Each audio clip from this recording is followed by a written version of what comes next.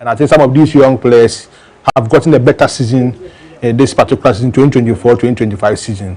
Mohamed Fousseni Gaddafi, the new player called, won the Belgian league with Union Saint-Galois in the Belgian league.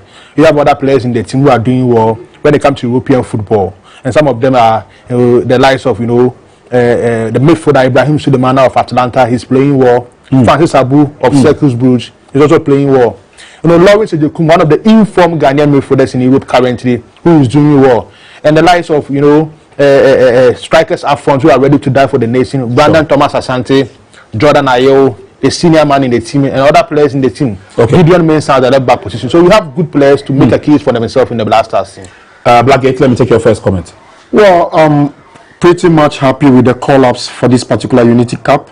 It gives us an outlet to be able to see what the future holds for Ghana football and the Black Stars. Exactly. Because we've always complained that we've seen the same faces playing for the team every single call-up. Because in those matches, there are competitive games like for the World Cup and for the AFCON. And you can't use them as experimental grounds because you have to qualify to a major competition. And this particular tournament gives Coach Otuado and his technical team the opportunity to give the other players, the young players, the opportunity to be able to come and stake a claim for themselves. Okay. Will they be able to take it by both hands? We live to see in the matches against Nigeria and then the third place or the final game. But for players like Abdulaziz Issa of Barcelona and Dreams FC, I think it presents him an opportunity to be able to showcase his talent to the world. You look at Afena Jan.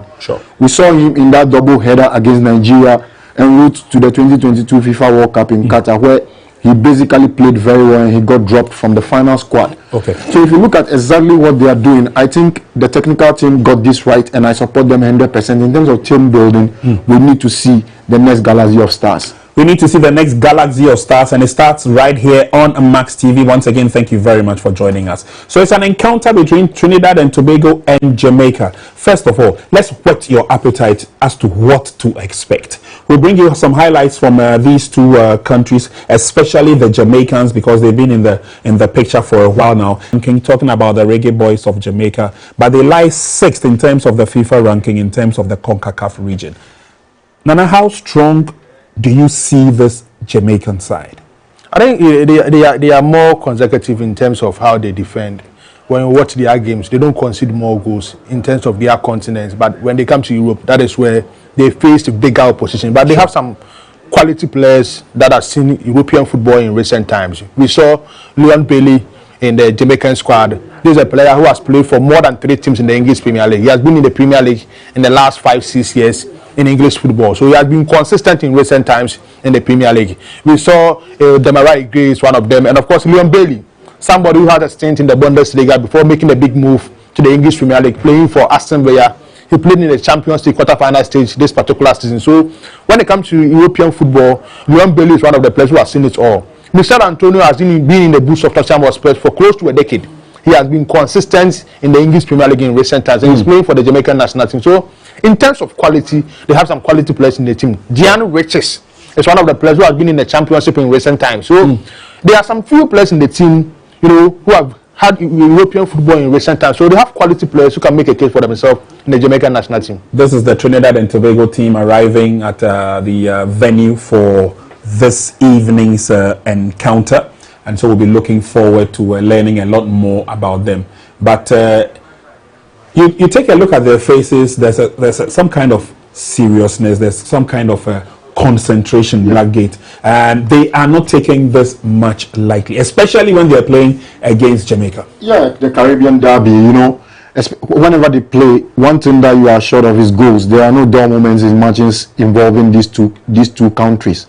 But this is a competitive tournament. It will go to affect their rankings in the next FIFA ranking, because FIFA has sanctioned the tournament. Sure. And points accumulated from this tournament will affect where your country will lie. It goes a long way on the FIFA ranking table. If you look at what they do, they don't have this kind of flamboyant players that play in the big leagues across Europe or Asia. They play in the North American terrain, the Caribbean region. But on any given day, they play low block football. They don't play expansive football like the way you see the British football or the Spanish football, where they build from the back onto the wings, then they cross the ball in to score. No, they like to sit deep and soak pressure and then try to catch you on the counter attack. That's their approach. But in reality, if you really look at it, they are not one of the main powerhouses of world football. Yeah. But these days, football has a funny way of dealing with people. Going into this game, if you look at the FIFA ranking, definitely you'll be looking at Jamaica getting one better than them. But in play, it is what you bring on board that is what will determine exactly what you'll be able to, the kind of result you'll be able to get on the match. But it is interesting you mentioned the FIFA ranking because they are in the top 100. In fact, they are in the 100th position in terms of the ranking. But obviously, it won't take anything away. It won't take anything away from the fixture itself, because when it comes to derby, it is what you do on the day of the match itself that determines the kind of result you get. You can go into this game and then probably, if you don't have that calm head, over 90 minutes you have 11 men out there on the pitch, you'll be found wanting, because if you allow emotions to play into it and someone gets double booking or a straight red card, definitely numerically you'll be shot, and it can end up in any direction.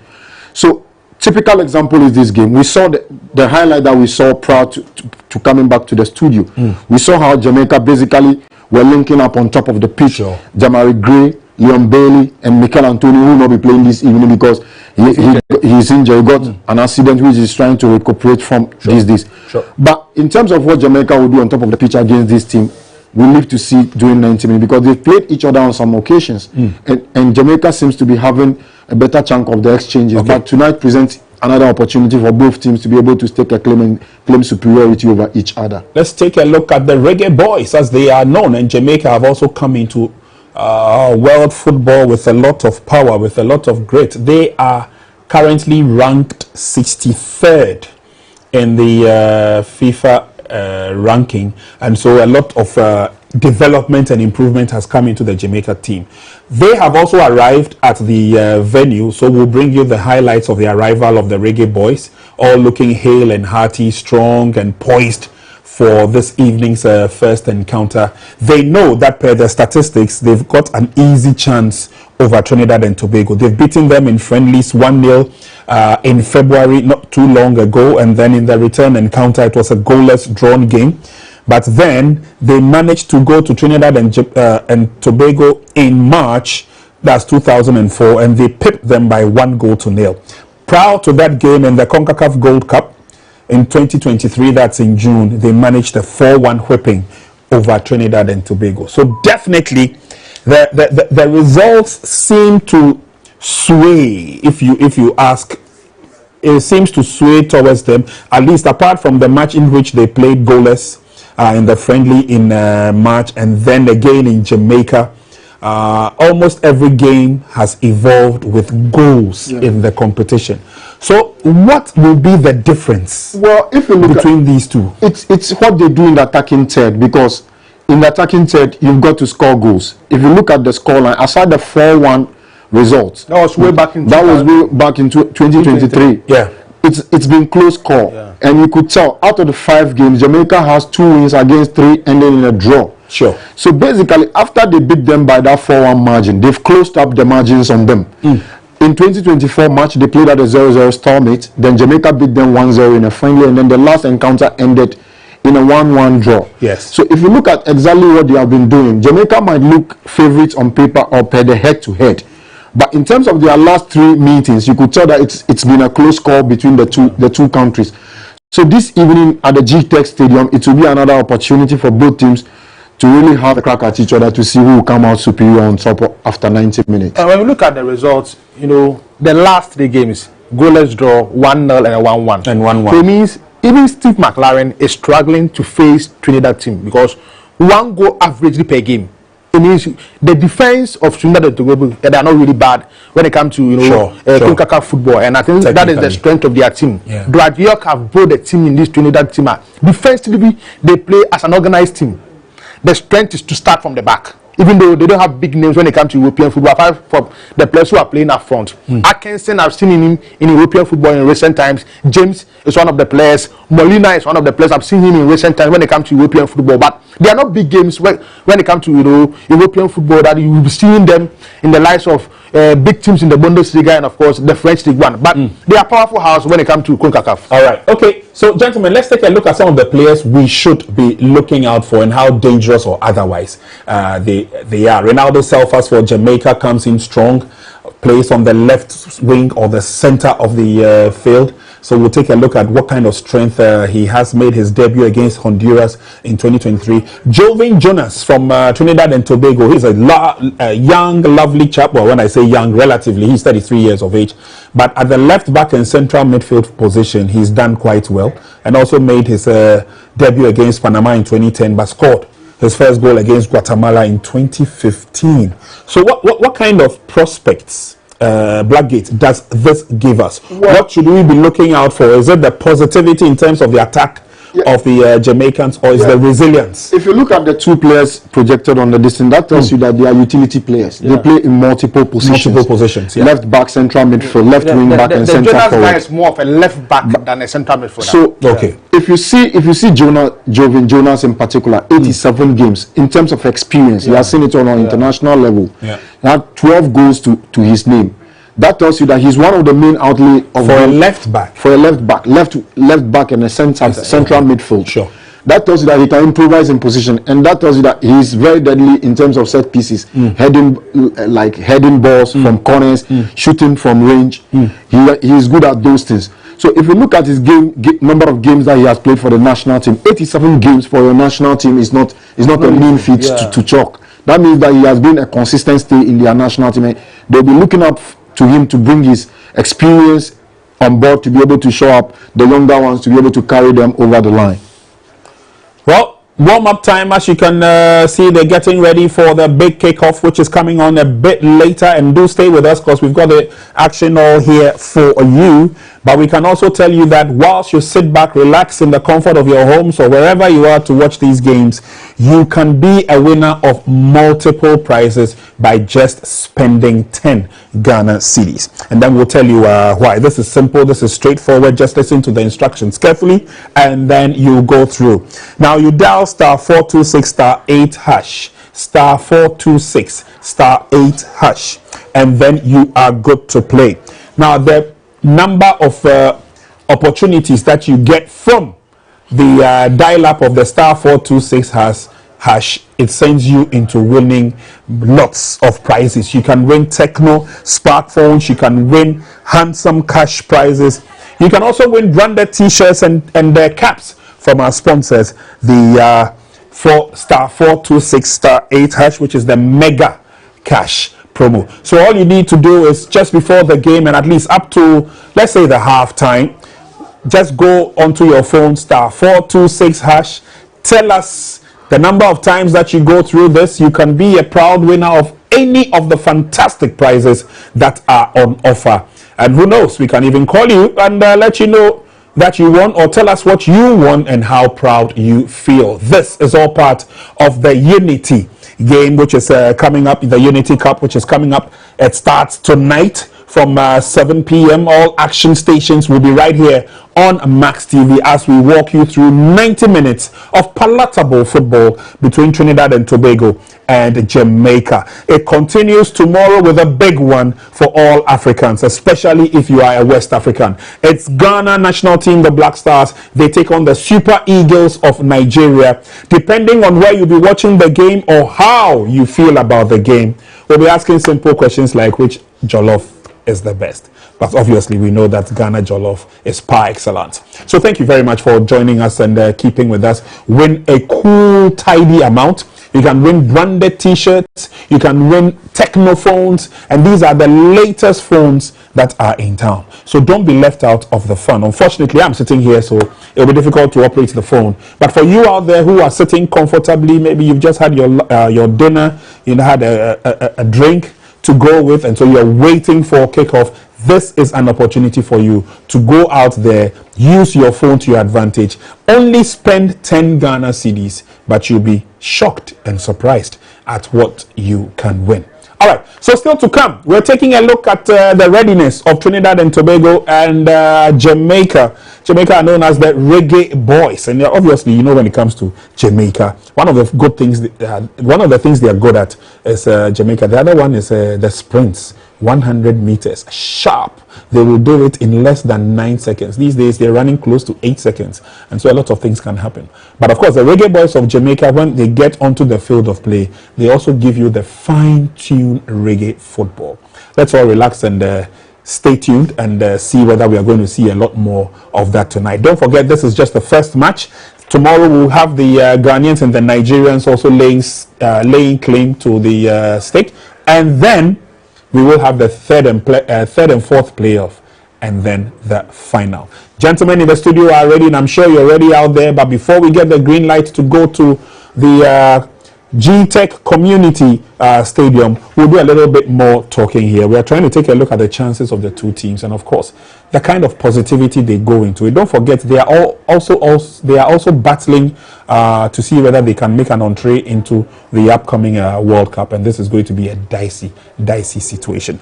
Nana, I'll start with you again. And this Unity Cup not only gives the players an opportunity to showcase what kind of football they have, but we are also looking at events off the field. And we understand that there's going to be a lot of excitement there. You have stated that you want to be on the part of the Jamaicans and the Trinidad and Tobago side. Before you give me your answer, viewers, we'll go for a very quick break. And when we come back, we have all the news here to share with you. Please don't go away.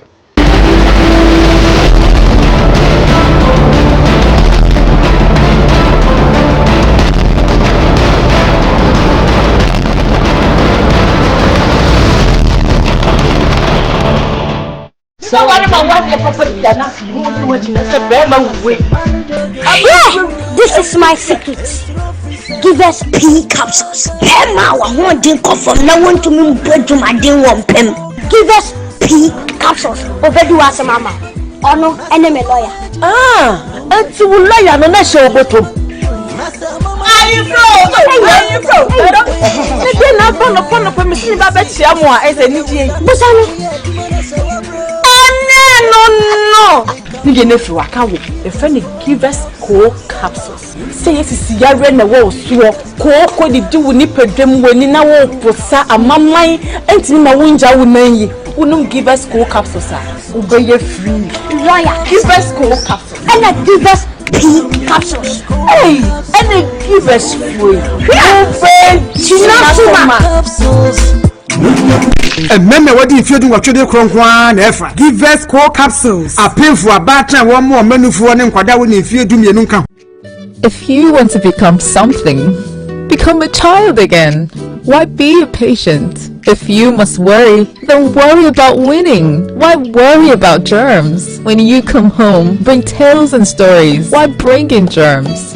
Shield your families from germs. When Dettol is a part of every household bucket, then you and your family can stay protected from up to 100 illness-causing germs. Everyday use of Dettol keeps my loved ones protected. This advert is FDA approved. Pepper powder, Sankofa pepper powder, Sankofa powder, Sankofa pepper powder, Sankofa pepper powder, Sankofa pepper powder, Sankofa pepper powder.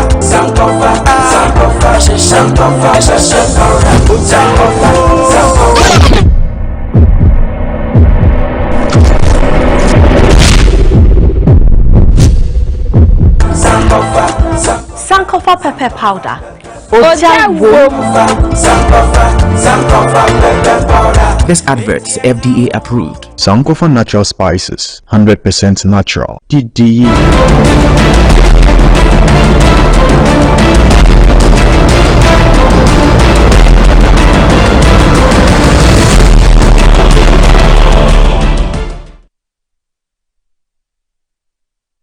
Alrighty, welcome back into the studios, and very soon we will be taking you over to the G-Tech Community Stadium, where the two combatants are gradually getting onto the field.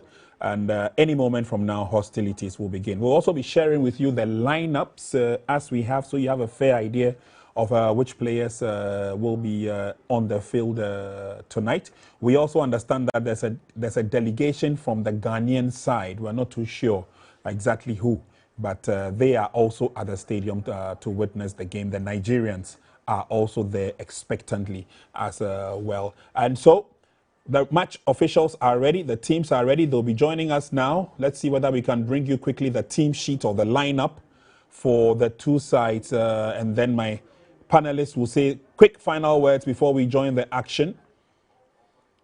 But it looks like almost everything is just about set. First 45 minutes, let me take 1 minute response from you, Blackgate. Well, I expect both teams to study each other for some time. After 15 minutes, the game should explode and come to life. The first goal is very critical in matches involving lower tier countries like this. Okay. But all in all, I expect the Reggae Boys to come good. G-Tech Community Stadium is ready for us. Nanedu. First half, I'm expecting Trinidad to get the first half win. First half lead for Trinidad and Tobago. That's the lineup that we were expecting, the starting 11 for the Jamaicans. And so Cephas Dixon, Burrell, Palmer, Hayden, Russell, Bell, Holgate, King, Lembikisa and Davis are all in the starting lineup for the Jamaicans as they walk through the rendition of the anthems.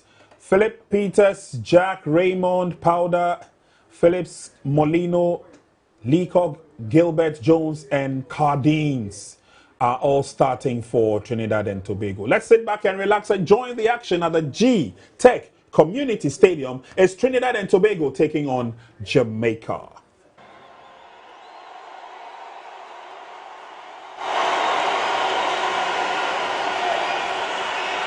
So the West Indies come to West London. It's over 30 degrees Celsius in Kingston, Jamaica right now. It's not in Kingston upon Thames or here in neighbouring Hounslow, but the weather hasn't been able to unduly dampen the party atmosphere. Carnival feel created around this competition.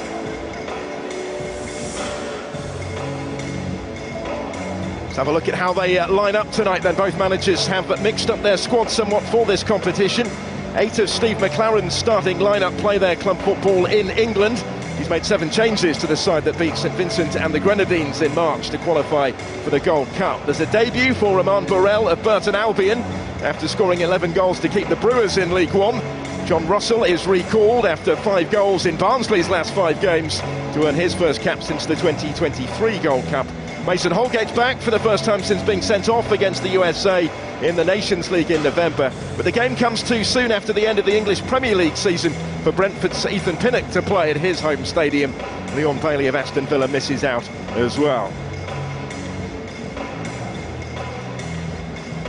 Well, only 3 of this Trinidad and Tobago team started their last international, the 4-0 Gold Cup qualifying win against Cuba.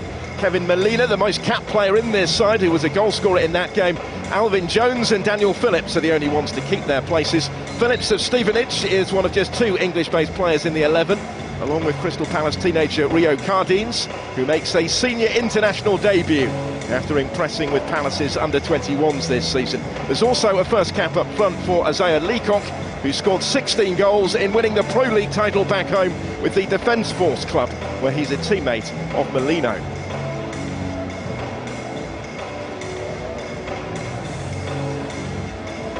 To say they know each other well is something of an understatement. Steve McLaren and Dwight York in opposition, having worked together previously at Manchester United. McLaren has handed a start, an international debut to Roman Burrell, Birmingham born, but qualifying to play for Jamaica and doing so today for the very first time after 11 goals in England's 3rd tier in League One with the Brewers this season.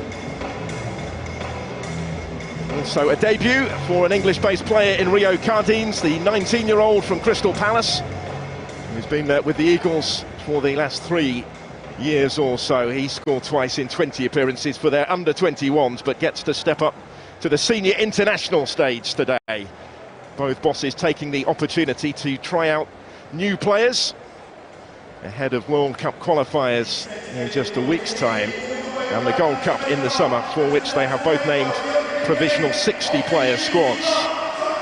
Plenty still to play for everyone involved. English officials tonight. Sam Barrett is the referee, a Premier League ref since last year, who back in December was promoted to FIFA's international list. He's going to be overseeing this first semi-final. Both sides, of course, in their traditional colours. The Reggae Boys in the yellow, green and black that will get the action underway. And we'll play from left to right in this first half. The stage is set. It is Trinidad time in the first of this week's semi-finals. Who will claim the Caribbean crown to represent the West Indies against the best of West Africa at the weekend? Jamaica unbeaten in the last 6 meetings with the nation that they have faced more than any other. All 6 of those games coming since March of 2023. They are familiar foes in unfamiliar surroundings tonight. And that a big part of the reason for staging this competition. So the communities supporting Jamaica and Trinidad and Tobago, based in England's capital, can get to see their sides in the flesh here. And they have turned out in their numbers at the GTEC Community Stadium. So Jamaica looking to try and launch the first attack of the game. John Ross ground, delivering dangerously, but it was well dealt with. He might get another go yet. Russell of Barnsley had a super end to his season in England's League One. Scored in his last 3 games, 5 goals in his last 5 appearances. He scored on his last cap for Jamaica as well. It came at the Gold Cup in the summer of 2023.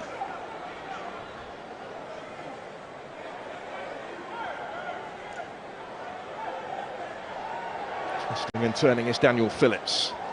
Jelani Peters.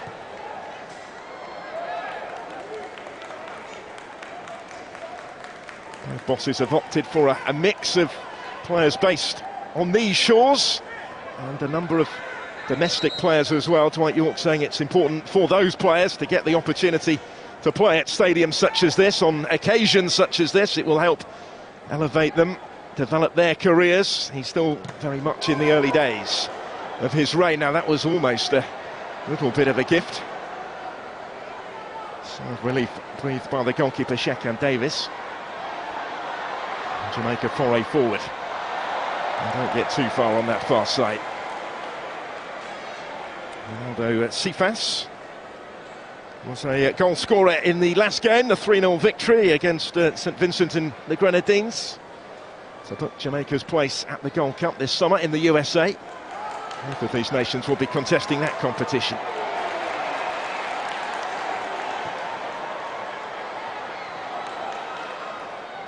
Raheem Dixon was the target.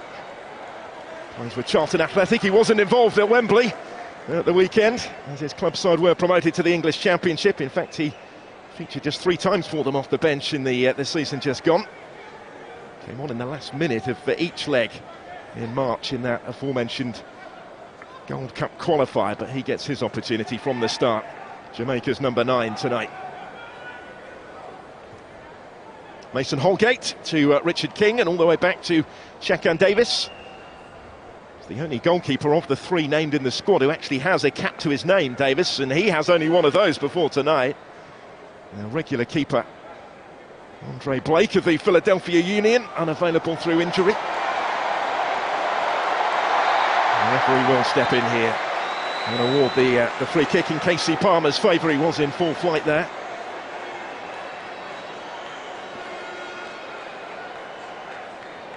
Phillips it was who stepped in to stop him after he got away from Noah Powder. Another free kick a little further up the field for Jamaica. One of the higher ranked of the 2 nations.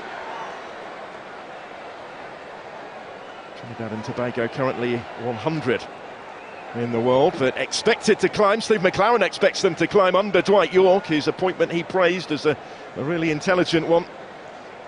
York himself has admitted that they currently are behind Jamaica, but they are intent on closing that gap.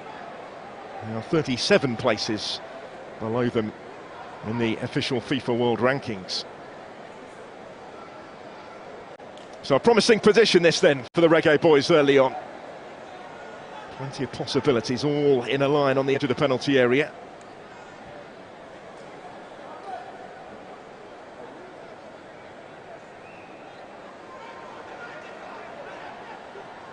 See what they can conjure up here. Trevor Sinclair, by the way, is the set-piece coach. A number of familiar names in the backroom team under Steve McLaren. So it's whipped in and dealt with initially. The presence of those that have ventured forward may still become relevant, but only after the throw. Didn't quite work as intended, that one. And Holgate spent the season on loan at West Bromwich Albion from Everton. He was sent off against the USA in that CONCACAF Nations League quarter-final back in November on his last cap.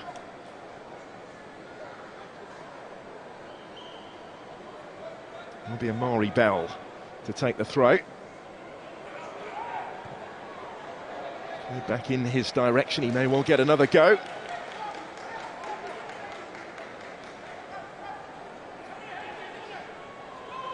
Well, Steve McLaren back in management in West London for the first time since he was sacked by Queen's Park Rangers back in 2019. Enjoying the challenge, almost a year into the job now. He was appointed last summer by Jamaica. I was going to say back in the dugout in at West London, but he's opted for a seat a little further back in the stands early on. Bell then again will try with the throw. And he partially cleared as far as Dixon and deflected through to Marvin Phillip, who has his first touch of the ball on his return to the team, winning cap number 92 at the age of 40. Wasn't expected to start today, but Denzel Smith, who's been the regular recently, hasn't made the matchday squad. So Phillip stepping in. A player who made his debut for Trinidad and Tobago all the way back in 2007.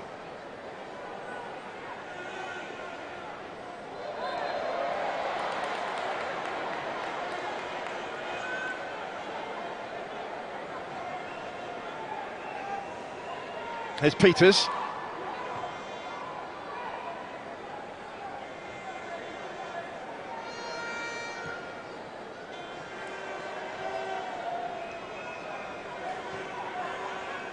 Afforded a little time on the ball at the back.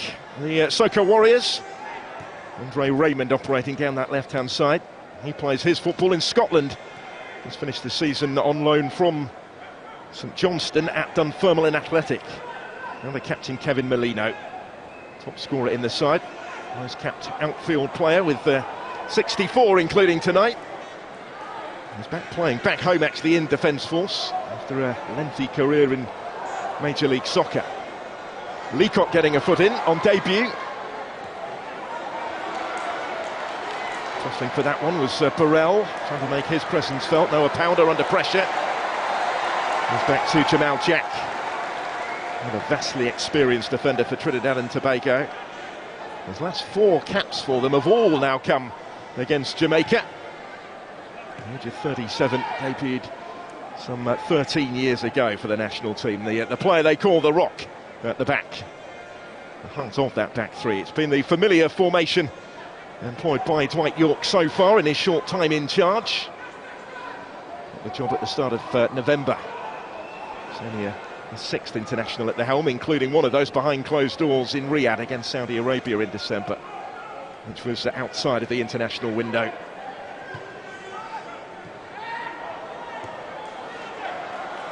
And space here for Jamaica. That's a lovely ball slip through for Burrell. Does have support from Dixon and he put it wide. Clear side of goal for Ghanian Dixon, who scored on his debut against Trinidad and Tobago just over a year ago. He may well feel that he should have scored that one as well. Been played on, I think, by Jamal Jack was Burrell. And he cut it back for Dixon to strike it first time. Out wide it whistles. Clearest opening so far, just didn't quite have his angles right there, did he? And some promising early signs from Lamont Burrell on debut, and fashioning that opportunity. There's Gilbert. Working it wider. Trinidad and Tobago with plenty in the penalty area, but was a bit too much on the ball in. Just unable to locate anybody in red. Dante Gilbert of PSV Eindhoven was the intended target there for Rio Cardines on debut. Cardines capable of playing on either side. He's been operating really as a wing-back for Crystal Palace's under-21s under Darren Powell this season. Getting his chance on the right. And he has spent most of the club season, although perhaps his preference is for the other flank. Russell infield to Dixon. He still has it here. Ghanian Dixon goes down right on the edge of the penalty area. Only just outside, according to Sam Barrett. He was reaching for the yellow card to punish Noah Powder for the challenge on him. First caution of the contest.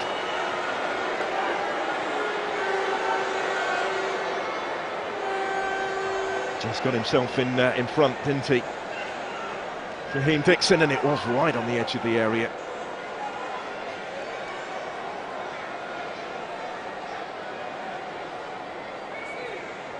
There was the one trying to get back.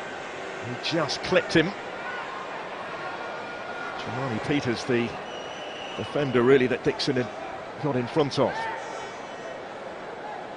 So still plenty of possibilities here for Jamaica and for Casey Palmer, who will assume the set-piece responsibility. His first call-up of the calendar year. Although who operates, of course, in England's Championship with Hull City. And a bit of time to think about this one. Palmer was close. He was very close. The reaction will tell you that. Still looking for his first goal for his country. It's cap number 14 for Casey Palmer tonight. He certainly sensed his chance here. He was very nearly able to take it despite that considerable wall. Side netting only. Did have a bit of a gap to aim for. Here they come again. And it's another free kick, again right on the edge of the penalty area. And Jamaica are beginning to station themselves, and it's another yellow card.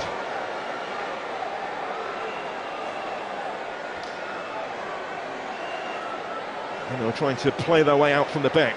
Trinidad and Tobago. Phillips had lost it initially. Got himself in the way. He gets the yellow card as a result.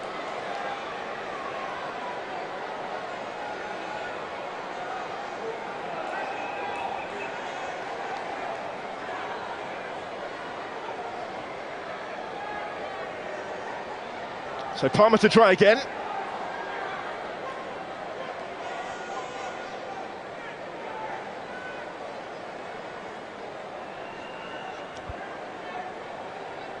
Got a fair few to aim for, hasn't he? Casey Palmer here. Really good ball in, but it was emphatically dealt with. Jamani Peters back there. Could take no chances.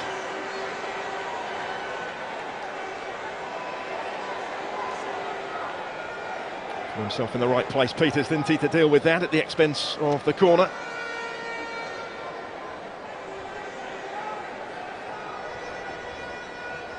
Palmer being kept busy on set-piece duty. And it goes again from him here. And he's going to get yet another go.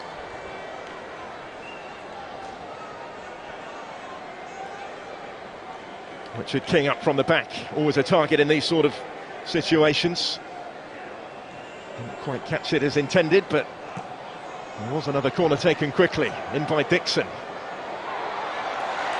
Comfortably through to Marvin Phillip.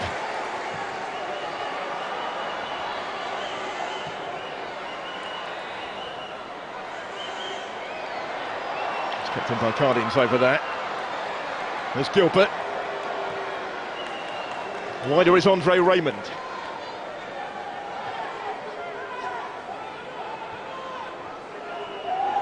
It's neatly done by Molino. Powder touching it wider. The captain has it back, Kevin Molino, in towards Leacock. Again, it's nearly but not quite for Trinidad and Tobago.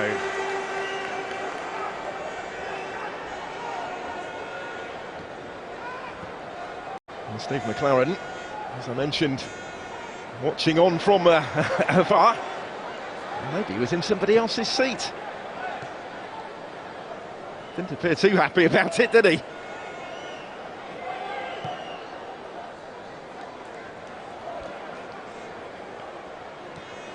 He was all smiles at the pre-match press conference yesterday, was Steve McLaren. Taking Jamaica back to England to play an international here was something he said he dreamed of doing when he took the job last summer, and feels that the experience will benefit his players and his staff as well. And the added benefit, of course, of giving the Jamaican community in London the opportunity to see his side close up as well. Here's Dixon taking the touch. And it did open up for a sight of goal for John Russell, but he didn't quite catch it cleanly, and Phillips down to make the save.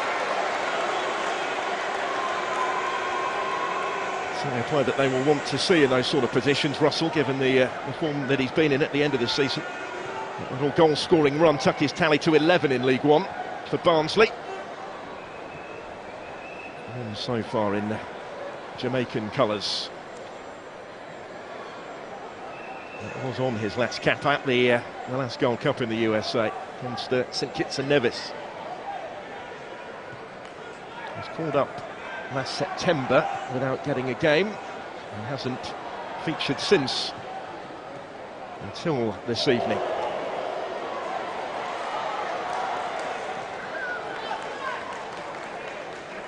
McLaren without a number of familiar names because of the timing of the fixture. The English Premier League season only ending at the weekend. Joel Atabodier of Coventry City wasn't considered either because of his involvement in the Championship playoffs. And they're all set to be involved in the World Cup qualifiers and the Gold Cup to come. 3 camps a little bit too much, said McLaren, which is why he made that decision. He called it actually a really difficult squad to pick because of everything that he had to take into account, trying to get the balance right. And some Holgate scampering after this. And Soca Warriors not pressing too high at the moment, so Jamaica can take their time in this part of the pitch. That's a really good ball. And a really decent attempt from Cephas as well that forces the save from Marvin Phillip. And smartly on his near post.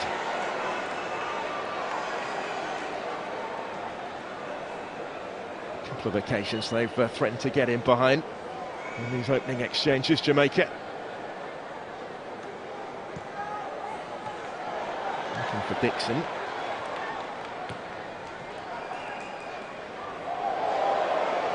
Rightly done initially by Phillips, he skipped past a couple. Not the third, and didn't get the free kick that he was hoping might follow. Instead it's Kahim Dixon for Jamaica.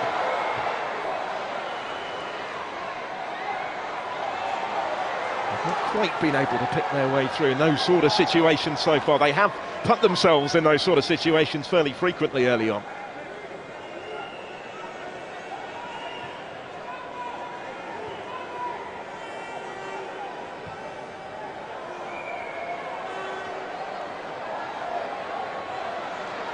Sardines has covered good ground. They'll have a go at the end of it. It was an awkward one for Davis.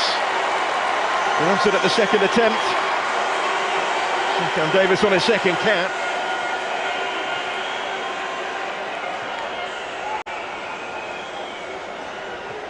Alvin Jones carried it effectively. He was the one that had the effort in the end.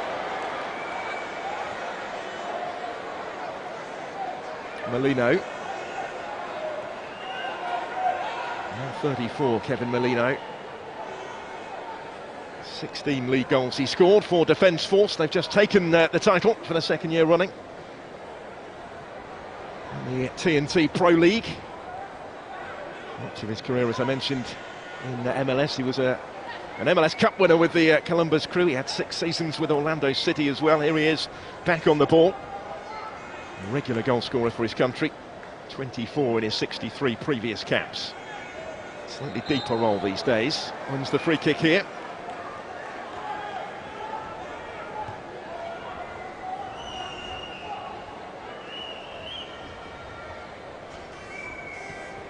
Jelani Peters, it's his first call-up since the 2021 Gold Cup. And a 5th cap in total. Another of the Defence Force contingent. There are 3 of them in the starting lineup from the domestic champions. The Jamaican domestic season, by the way, only finished on Friday. So it's been a tight turnaround for those involved in the playoff final in Kingston. Won by the Cavalier club. Richard King, the centre-back, was celebrating. Scored in a penalty shootout success. There's Raymond. It's a good run from him. Not as far as Phillips. Deflects it. Takes it well wide of the target in the end. Just as it seemed it was going to sit up invitingly for Daniel Phillips.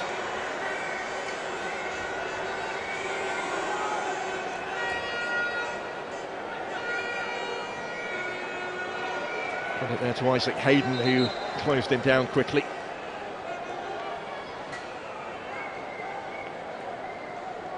Corner to come though for Trinidad and Tobago.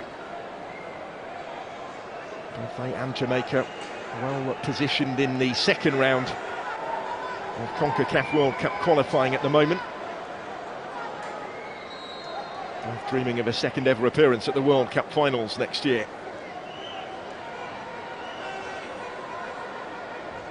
So Cardines is going to take it.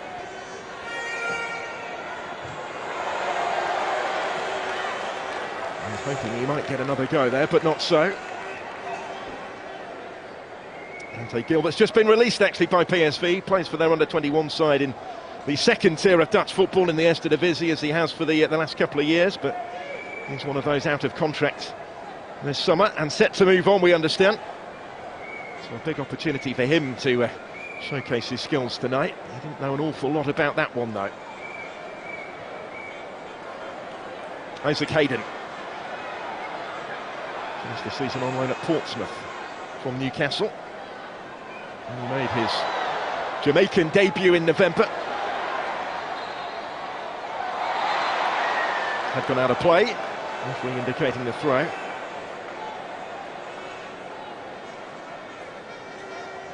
Alvin Jones, one of 2 brothers in the squad. His elder brother Jovin is on the bench today. He's also here with them.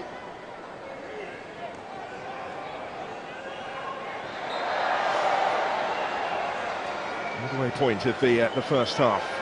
And remember, there has to be a winner tonight. If it's level after 90 minutes, it will go straight to a penalty shootout to decide who plays in the final and who contests the 3rd place playoff back here on Saturday. Nigeria and Ghana contest the other semi-final tomorrow night.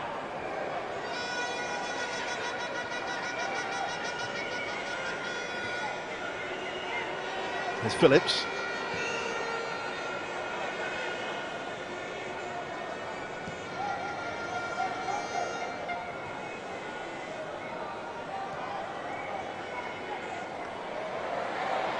Phillips dispossessed here by Russell.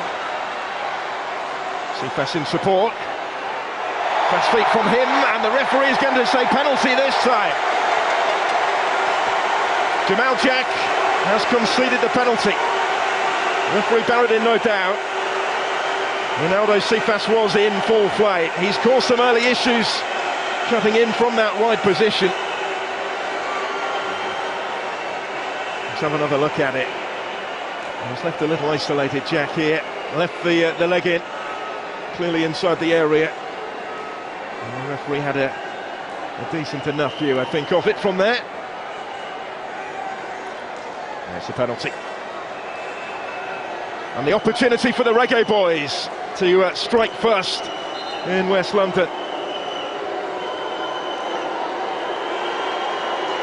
The Trinidad and Tobago supporters, who are stationed behind Marvin Phillips' goal, trying to play their part in making this more difficult for Casey Palmer. He's the one that is going to step up and take it, and scores coolly with a Panenka penalty from Palmer to score his first goal in Jamaican colours. Player who learnt his trade not far from here with Chelsea has scored for Jamaica from the spot in really cool, confident fashion. Takes a bit of nerve to do that, but I guess this is the sort of occasion where it may well be fitting. And he will certainly remember his first international goal. First goal for anybody actually since he scored for Hull City at Stoke City back in September.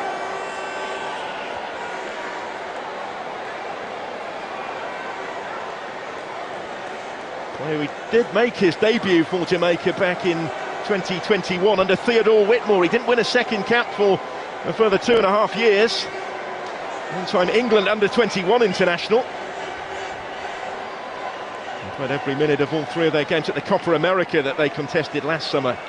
Did Casey Palmer. His first call-up of 2025 sees him score from the spot. Trinidad and Tobago will have to try and find their response now.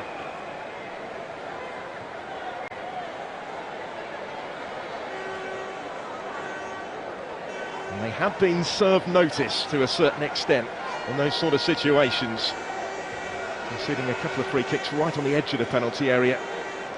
But this time when Cephas was brought down, Palmer stepped up. It's the first goal of this year's Unity Cup.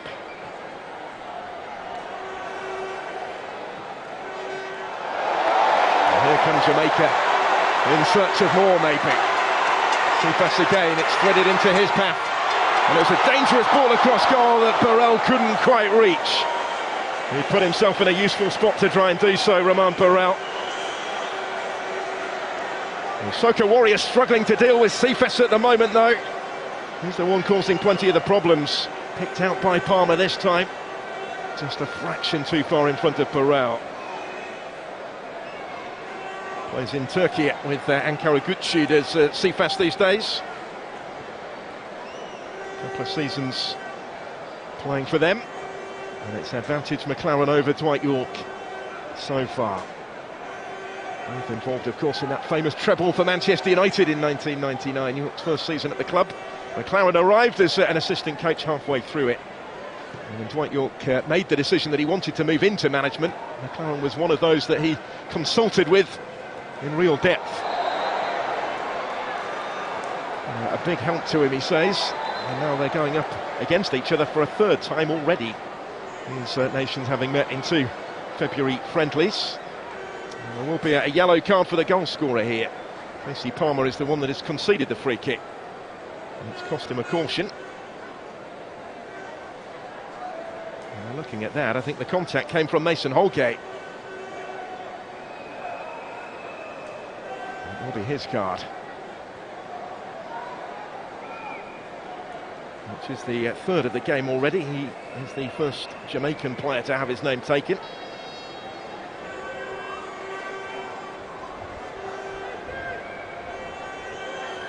Nathan Jones standing over this. Shotgun Davis in goal of Mount Pleasant. He was on the beaten team in that Premier League playoff final on Friday. He's not called into action on that occasion though. Horribly high and wide from Alvin Jones. Never threatening to add to the 6 international goals that he has scored from the back. A player that is capable of operating in a number of different positions. He's played in midfield for a chunk of his 57 previous caps.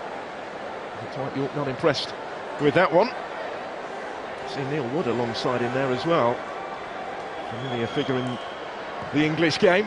Former Salford City manager, a long-time academy coach at Manchester United, whom York worked alongside whilst he was taking his coaching badges. One of the first things he did when he got the job with Trinidad and Tobago was to add Wood to his coaching staff as well.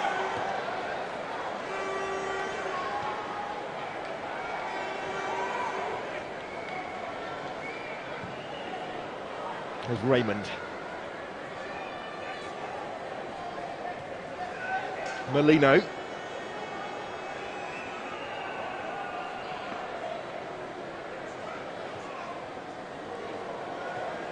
little bit of space here for Gilbert. Neatly into his path from Raymond. And good defending. Holgate came careering across to make sure he got himself in the way. Got to that first. But taking up some dangerous positions for Trinidad and Tobago. It's a lovely ball from Andre Raymond. Directly into his path, but he wasn't afforded really the chance to take that touch because of the presence there of Holgate.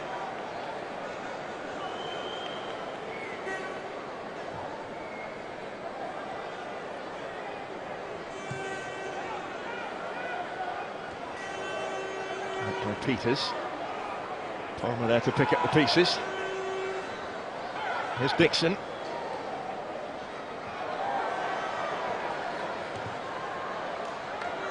Gilbert keeps it in. And then 2% possession back to Ghanian Dixon.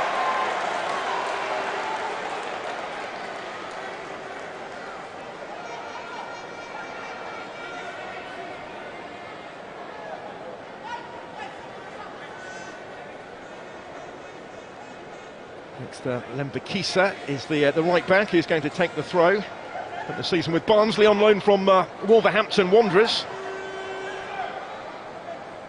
He actually debuted for Jamaica as a 19-year-old against Trinidad and Tobago 2.5 years ago.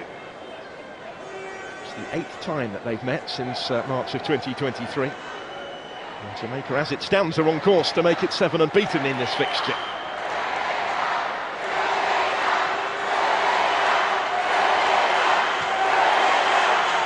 Andre Raymond never quite had it under his spell.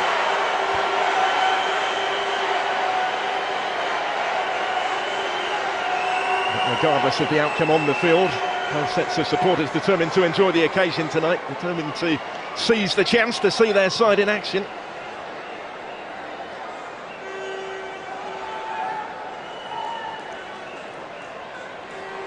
This competition back on the calendar for the first time in 21 years, only the 3rd time that it has ever been staged. Jamaica have been ever present in it. 2002 and 2004, the first couple of iterations of the Unity Cup. Also staged in London, at Loftus Road and the Valley, respectively. Brentford's impressive GTEC Community Stadium will be the venue for all 4 fixtures this year, over the course of the next week.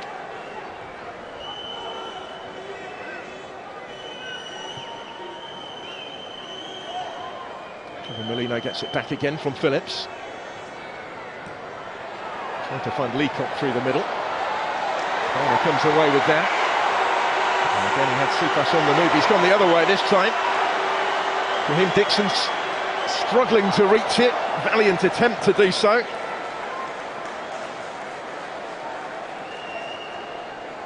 Notable that he switched to the right-hand side, and it's Burrell through the middle. The opposite way around at the start. And equally capable of swapping again, I think, those two.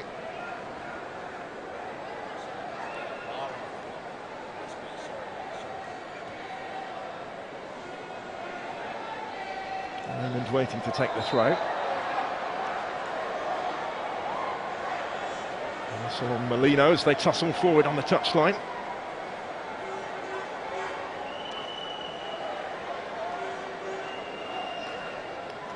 Really yet seen the response from Trinidad and Tobago since falling behind from the penalty spot. It might change here. Gordon's to have a go. Nearly opened up for him. Jamaica just about got back to him. And he's looking a threat, isn't he, on debut, Rio Cardines?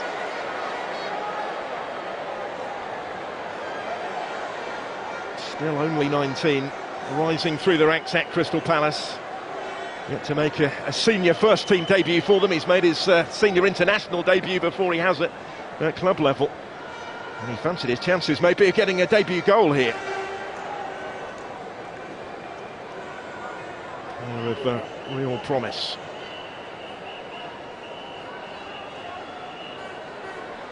Made his under-20 international debut in February of last year.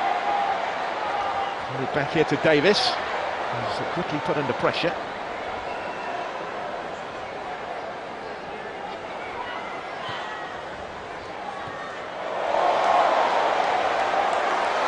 Lembakisa. Lovely little turn that from Dixon. Dixon's delivery, important touch before it came for Cephas. It is now Casey Palmer in possession, and he's picked the pass for Dixon to drive it goalwards. Philip gets down to make the stop. Went back by Lembikisa. And this time the goalkeeper is able to grab it and keep out Casey Palmer. He picked up a really promising position as he looks for his and his side's second goal of the game.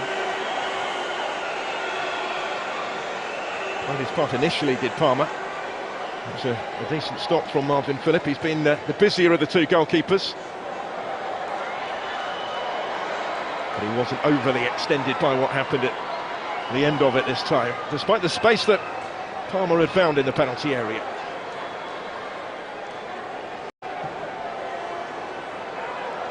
And Bakisa back doing the day job here, guiding it back to Shakran Davis.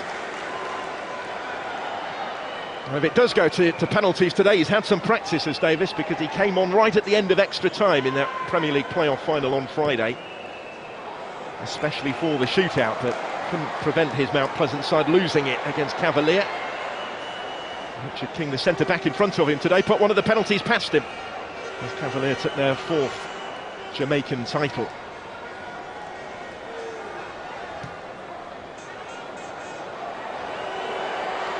It's going to come through for Burrell. The assistant is flagging though. Everybody else had stopped before Roman Burrell put that in the back of the net. Never going to count though.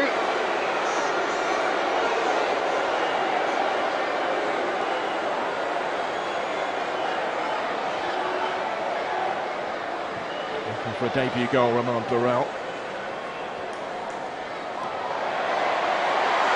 Wide open up here. Burrell again, played in, big save by Phillip. Cephas. And still, and he couldn't quite take it out from under his feet to get his shot away. Chances coming quickly for Jamaica to try and extend their lead before the interval. They are looking a real threat just at the moment. Palmer looking to pick his way through again. Dixon is heavily involved. Plenty back in red. And that looked fairly cynical from Richard King. And it is going to cost him a caution, and no surprise in that. Locked off Kevin Molino.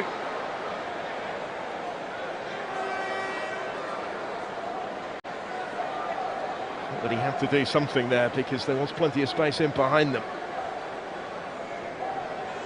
He was a title winner at the weekend, playing in the 6th consecutive international, Jamaica's number 6. And pretty animated in the last few minutes. Steve McLaren watching on. 10 games he's had in charge so far, for 4 today since getting the job at the end of July. Just the 2 defeats, 4 victories so far. And it is his first job in management since he was dismissed in West London with Queen's Park Rangers in the Championship in 2019. And that spell, of course, is Eric Ten Hag's assistant back at Manchester United. He was technical director at Derby County as well in between.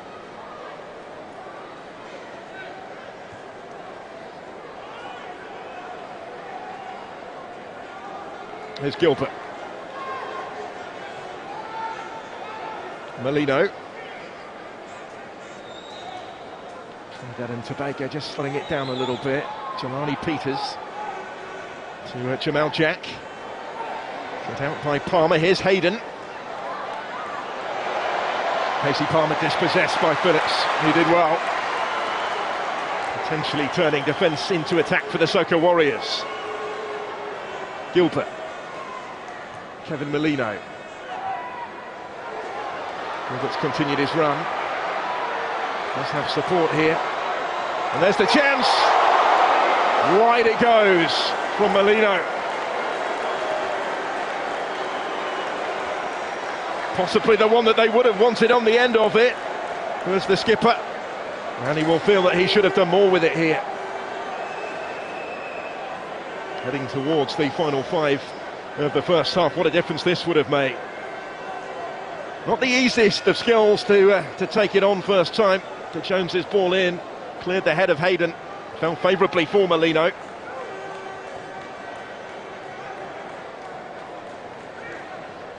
Well, that sums up the spirit, maybe, doesn't it, of this competition.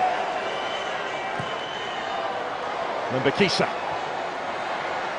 Fans mingling in the stands, and players embracing the occasion on the pitch as well as a real opportunity to showcase their skills. The Unity Cup, a competition that goes beyond sport, really. Not the primary reason why it has been brought back for this year. They've been trying to do it, the organisers, for a little while. It was initially planned pre-COVID to get it back on the calendar. It hasn't been possible until this year, when the stars have aligned.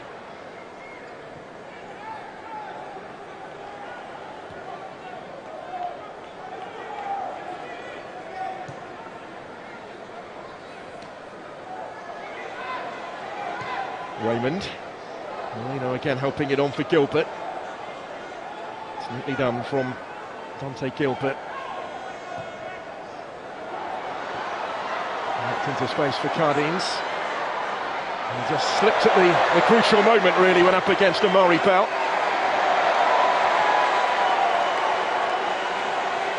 Amari Bell of Luton Town, who was relegated from the Championship, relegated for the second successive season. He was a Premier League player just over a year ago, but he will be a Luton Town player no longer at the end of his contract this summer. One of those that the club have announced will be leaving at the end of his deal. So he's another looking to put himself potentially in the shop window tonight. And indeed over the course of the international summer with Jamaica.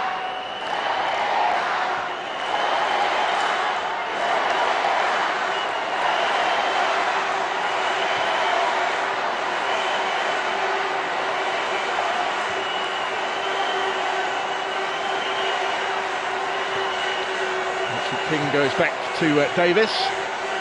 There's Hayden. Mason Holgate.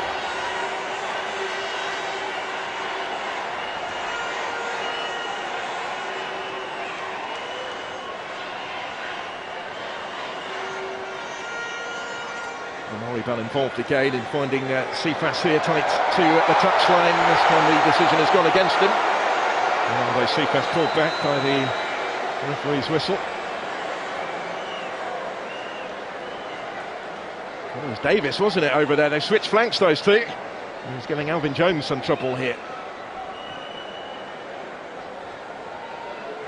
Another tactical tweak by Steve McLaren. Switching the wide players. We've seen something else that's called for his attention. His team need to remain switched on at the back as well, and maybe he's just getting a little concerned at the changing balance of play as this heads towards half-time. Trinidad and Tobago starting to find more of a threat, maybe, the longer the first half has gone on.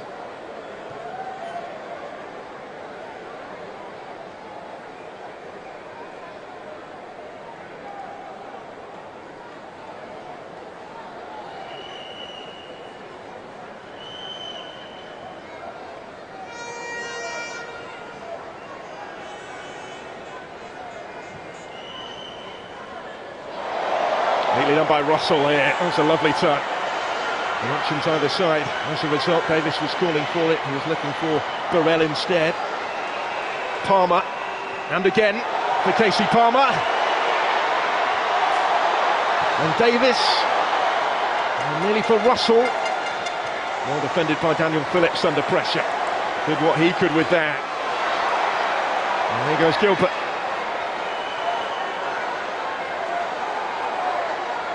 Mbakisa going all the way with Dante Gilbert, will start halting his progress.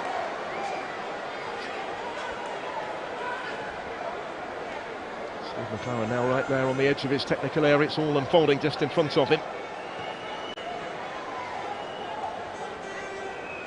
It appears that he will have a bit to say to his side at the break. They've been the dominant force for long spells of this first half, certainly the early stages of it, but since the goal went in, they've not been able to extend their advantage, and it's starting to look a more slender looking lead at the moment. Last minute of the first 45 here, with the Soca Warriors advancing once more.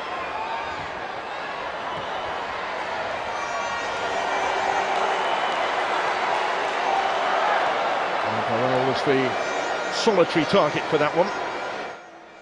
It was misplaced. The other side hanging around at the restarts though here. It's been a really good tempo to this opening semi-final. Noah Powder taking the touch. Plays in the third tier of US football in League One of the USL with Westchester. Their first ever senior international, Noah Powder. His last 2 caps have both been starts in this fixture. Played in a friendly in February as well, as we go into just a solitary minute of additional time at the end of the first half.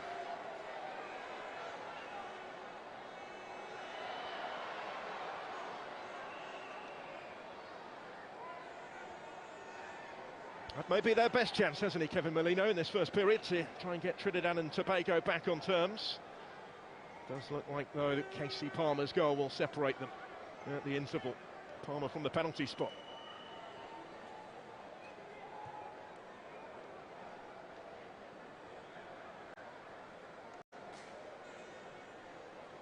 We'll see changes, I'm sure, from both sides in the second half. Mixing up the minutes a little bit, giving plenty of players opportunities.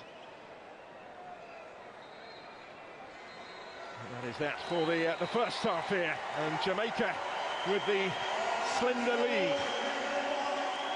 Jamal Jack with the challenge on Ronaldo Cephas that led to the award of the penalty, and up to convert it stepped Casey Palmer just past the midway point of the first half. Panenka penalty from Palmer to put them in front to score his first international goal for Jamaica.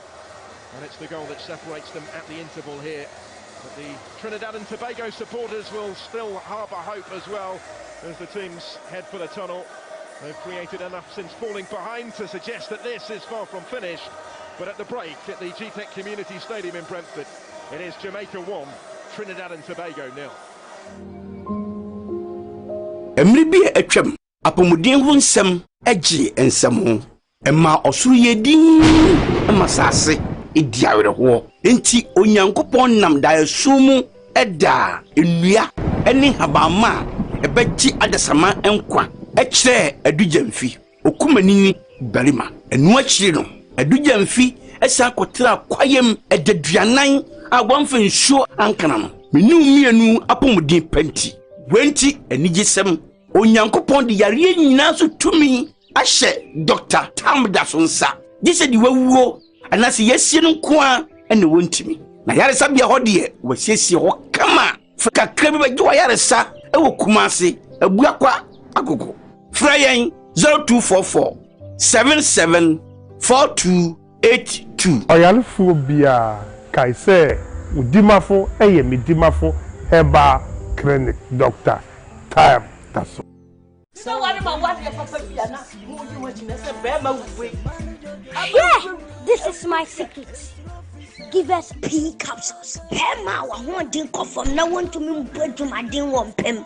Give us P capsules. Overdo as a mama. Oh no, enemy lawyer.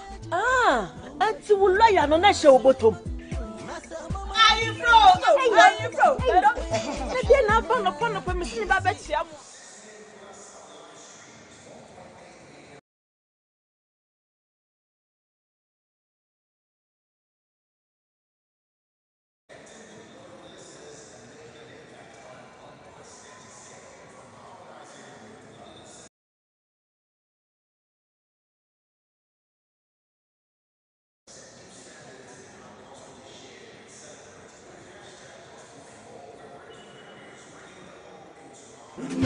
And men what if you do what you do cronkwan efa. Give us core capsules. A painful abatra one more menu for one kwada when if you do me nunca. Bravo, I ni pedium aqua. A ojina se obrane. Signed juma bebre. I win ni pedium. Na so say caffeine and sa inuro. Ni de biata adwin tino. Omra no. I juma broso. Me din di pokia 101 papa bi. Esa meju medi amidie ene mapomudine ho yam nti.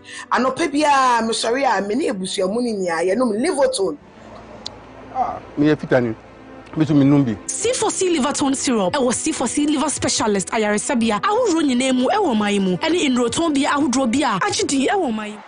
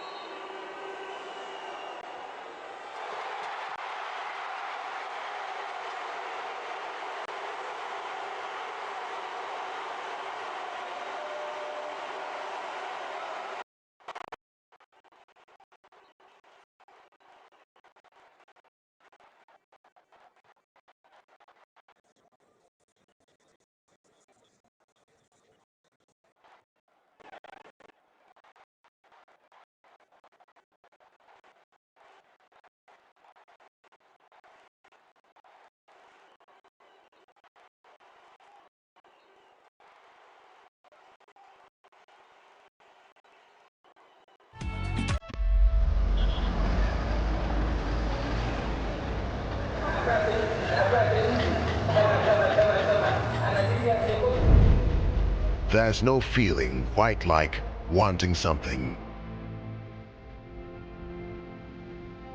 You see it when you close your eyes.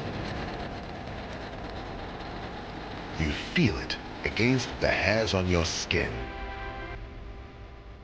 You smell it mingled with the wind.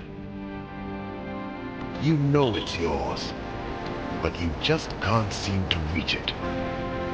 Until you can. Whatever the dream, we can make it happen. So get up, get started, and live to wow.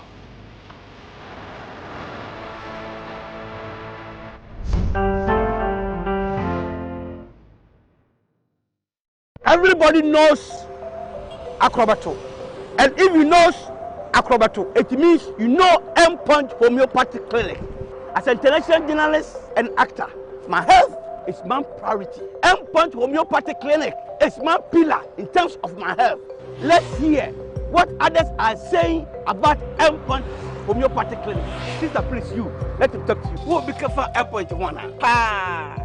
Chesena me ankasa me period na se problem is wom. Ntina ma wo ho idea ma me papa chesena nya asem ketewa.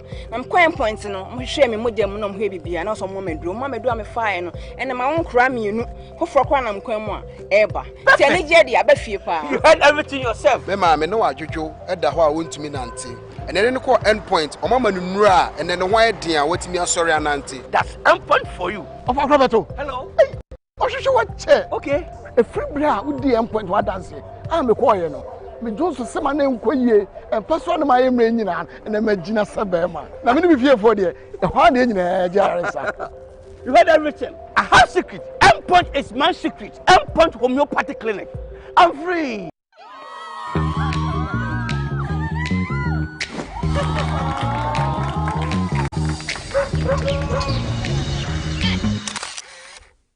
They say life is about moments, those fleeting seconds that vanish in an instant.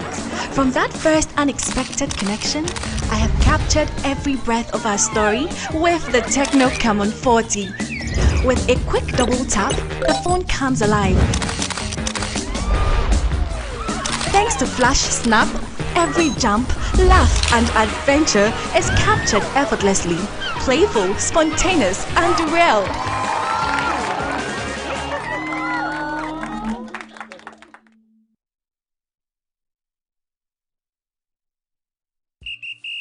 After this fufu and pepper soup, I go score goals like them the dash points.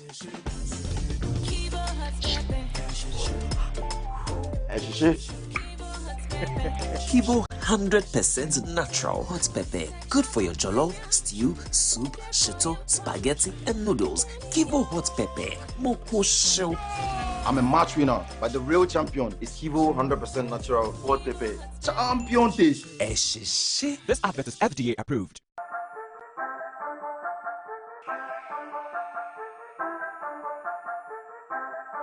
Hey, car try. Men try cra. And you paint bia kekani di fada hu ne o. Sesi adie, ye nyina ja tum se. Wey, top coat, and a ye nyina ye pe. And je sen kase kra ne se. Ensio bebre to me fra o. Na Franso so a, ejina die ejina, e painti wider space. Enti men nyini ensio ni hu bebre. Eti mi cover still. Colors no so die, chakpo bebre. Top coat, e ba ma ye nyina. Top coat, udiem pepepe. So what about what your papa Yeah, this is my secret. Give us pea capsules. Emma, I want to go from now on to me to my din one pem. Give us pea capsules. Over do us, mama. Oh no, enemy lawyer. Ah, and to lawyer no na show bottom. Are you bro? They na pon up me see ba bet sia mo a ese ni die. Bosano. No. You get nefi waka wo. E friend give us cold capsules. Say yes is yare na wo so. Ko di di wo ni pedwem wani na wo posa amamman entimi ma wunja wo nan yi. Wonum give us cold capsules a. Obey free. Lawyer. Give us cold capsules. And give us pea capsules. Hey, and give us free. Obey Chinasuma. And men what if you do what you do cronkwan efa. Give us core capsules. A painful a batter one more menu for one kwada when if you do me nunca. And I've told you the prices you can win. Lots of cash. You can win baseball caps, t-shirts. You can also win Techno Spark phones. It is as easy as ABC. So keep the text coming in. You can never tell. You might be the lucky winner. Okay, so let's look at the goal again and then the build-up quickly before we cross. The defense, you think they were caught ball watching? You think it was a quick move by the Jamaicans to delve into the penalty box? Tackle comes in, they had a penalty. And what a cheeky Panenka. I think, most of the times when the player is coming from the left side of the attack, defenders are, a little bit slow in how to approach the attacker. That is most difficult for most central defenders in those angles. And that is where the central defender of Trinidad and Tobago find himself wanting. So I think the player from Jamaica was smart enough to make sure he cut in with the right foot into the 18-yard box. That is where he made a trick for them to get that goal. But obviously, Blackgate, the quality of the penalty. The quality, the player plays for Chelsea London, and you can tell. The junior side. The junior side, Palmer Jason. He debuted for England junior side, but he never had the opportunity to play for the senior side. So he just went back to his roots. And you need to have the composure and the calmness to be able to pull that off. And I think he really executed that to perfection. That reminds me of Andrea Pirlo, the former midfield dynamo AC Milan Juventus Italy national team player. I think the better side took that lead in the first half. Jamaica basically carved out Trinidad and Tobago on countless occasions.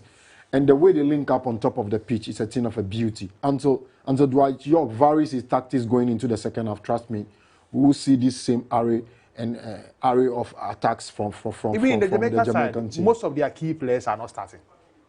Leon Bailey is not in the starting lineup. Demarai Gray is not in the starting lineup.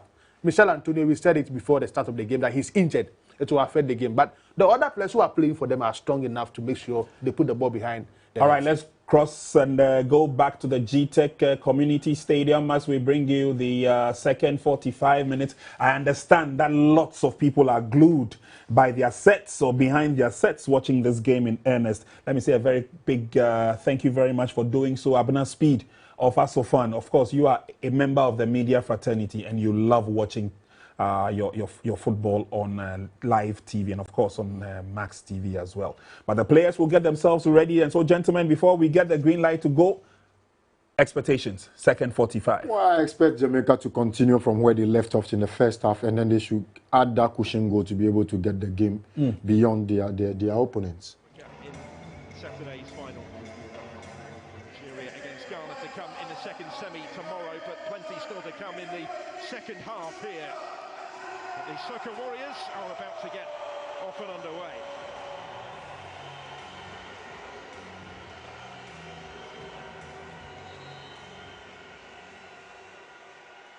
So it is Trinidad and Tobago to get this second half started. Can they get themselves back in this semi-final? They'll certainly sense their opportunity. That penalty, the difference at this juncture.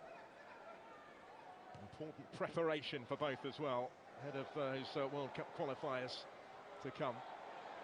Maury Bell under pressure here, has lost out against Cardines, and it required Davis to come and deny him. Big opening for Rio Cardines. That's twice he's come close to a debut goal, the Crystal Palace player. Didn't look an awful lot of danger here, but Amari Bell just dwelt on it a little bit. Cardines did get to it first. Bell grateful to his goalkeeper. And now Burrell at the other end for Jamaica, as they take their turn to attack for the first time in this second half. Done by Phillips initially, and he was just able to take the sting out of the pass to ensure that it reaches Gilbert. He was a threat in that first period. There's Dante Gilbert. Phillips seeing plenty of it in the middle part of the pitch. Like the full 90 in both of their qualifying games against Cuba for the Gold Cup in March. One of the English-born players in Enfield, Daniel Phillips of Trinidad and Tobago. Fitting maybe on an occasion like this that it was the London-born Casey Palmer that's got the goal in the Unity Cup. The only goal so far. Represented England and scored for England at under 21 level. Palmer born in Lewisham, a goal scorer in West London today for Jamaica. His first for Jamaica. Here's Gilbert. There's that rangy run and a useful attempt at the finish as well, trying to bend it back. Really, but not quite for Dante Gilbert. Looking for his second international goal for Trinidad and Tobago. He scored on his last start. A 3-1 home win against Cuba in the CONCACAF Nations League back in October of last year. Scored on his last appearance for Young PSV as well in the second tier of Dutch football against Utrecht in May, the start of this month.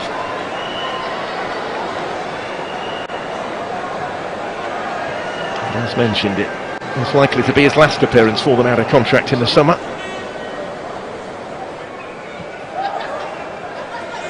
Amari Bell.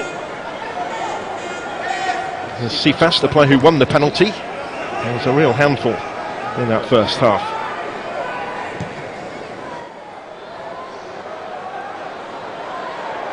Done beautifully by Davis.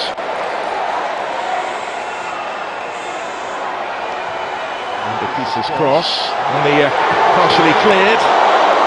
That was an opportunity. And still the danger maybe with Amari Bell. This Cephas. Nothing at the end of it for Jamaica this time. There was a chance for Ghanian Dixon. Had a big one of his own earlier in the game. The Kisa's cross was problematic. It was cut out and cleared only as far as Ghanian Dixon, but there was a big block in there to deny him. Took it on first time with power.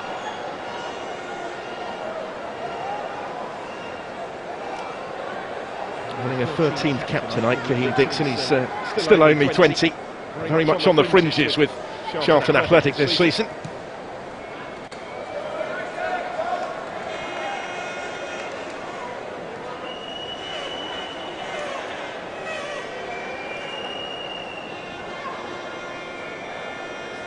I'm surprised to see so many of the English-based players starting for Jamaica, particularly given their domestic season only finished on Friday. Steve McLaren talking about the jet lag involved that some of his players are really experiencing for the first time. And it hammers home, he says, to those domestic-based players the commitment of those playing in Europe to make that journey frequently during the club season to represent Jamaica. A reversal for this friendly. Davis clears it away. Trinidad and Tobago currently still a player short here.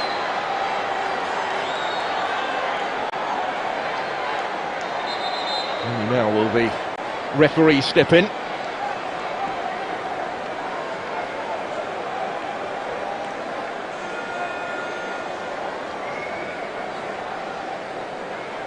It's a little break in play while some treatment can be administered to Isaiah Leacock, who's struggled really to get into the game on debut. Had an excellent domestic season, scoring those 16 league goals in winning the title with Defence Force. Nobody anywhere near him really when he went down there on the edge of the penalty area. Just lost his footing.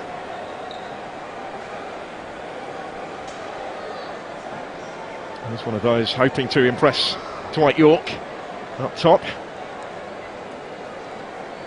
The last time that Trinidad and Tobago played in London was back in 2006. Friendly win against Iceland by 2-0, and Dwight York scored both of the goals in that game, including from the penalty spot. And the opportunity came to manage his national team. He says it was one that he simply could not turn down. He had been attempting to break into management in England, actually.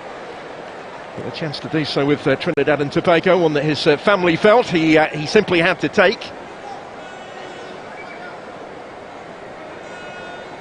And he certainly believes that progress has already been made in the relatively short time that he's been in situ since getting the job in November. Still getting to know his players. Still yet to settle, he says, on a certain system, but it is in the DNA of the team to try and play entertaining, attacking football, and we've seen plenty of that on show so far at the G-Tech tonight from both of these sides. Here's Cephas. He takes some stopping in those situations, as we've seen already. Even going against him this time. It's an opportunity, so Steve McLaren, for individuals to prove that they can get into the squad for the World Cup qualifiers or the Gold Cup to come. Well, still ahead here, and they're going in pursuit of more. Then Bakisa, forward from fullback. He's able to stand up the cross, didn't quite reach Casey Palmer. Touch in there for Bell, now Cephas. Back towards Palmer, and again, and he does get his shot away, and there's the improvised finish to make it two. And it's a debut goal for Romain Barão. And a goal to remember in every sense. 2-0 Jamaica. And Barão of Burton Albion scores for Jamaica on his first appearance in the national shirt. And he scores in some style.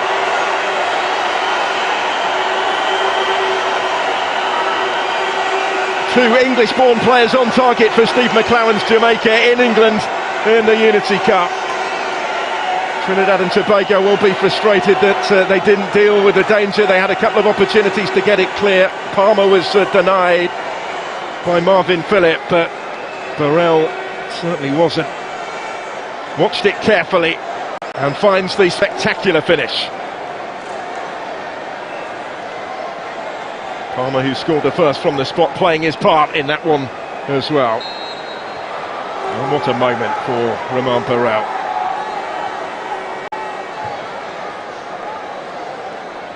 First ever international call-up for a player who came through the youth ranks at Grimsby Town.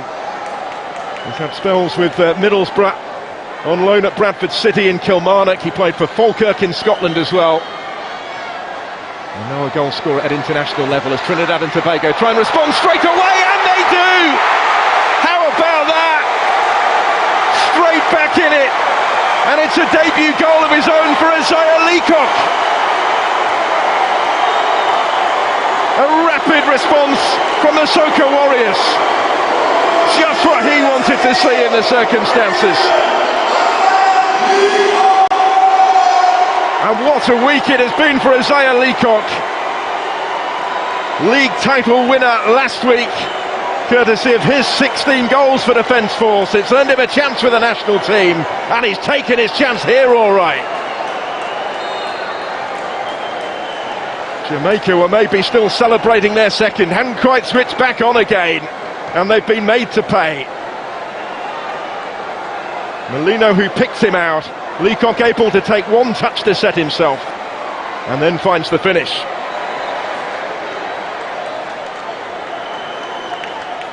Two debut goals at either end in a matter of moments. And Jamaica's lead is swiftly trimmed back to one.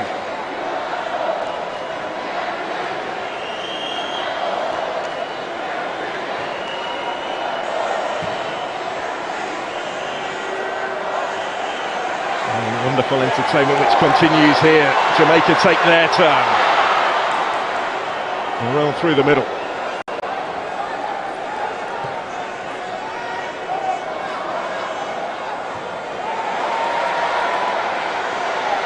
Here's Palmer, slips it through again.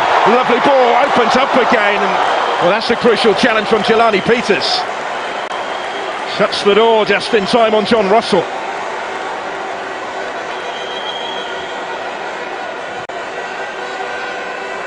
Game really has opened up yet further in the second half.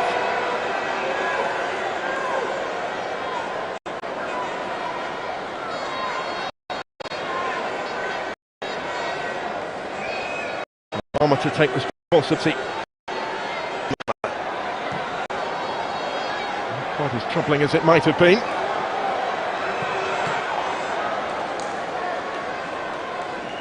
So where does this game go from here?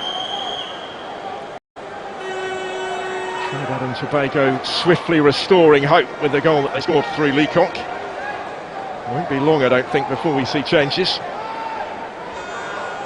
Rapidly heading towards the hour mark already. There'll be plenty hoping to get involved later. Cardin's trying to get on the end of this. He's been heavily involved on debut. And Murray Bell stopped him this time. Palmer picking up the pieces. Cephas. Strong surge, but Alvin Jones went with him. He didn't have a lot of margin for error in making the challenge.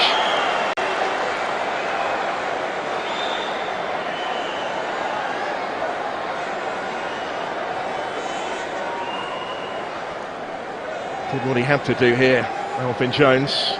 It's a real key duel between those two, really, in the overall context of the contest.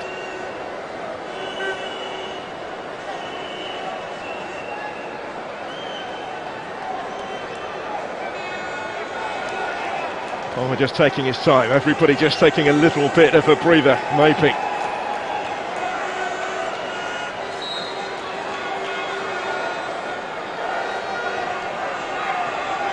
So in by Casey Palmer, and a goalwards by Burrell.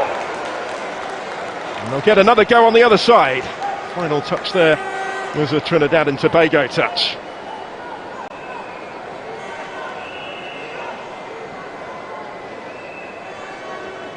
Always just missing that far post. So Rose with a combination of Jack and Peters.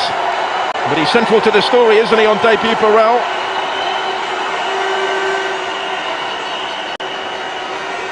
They might just have a new hero.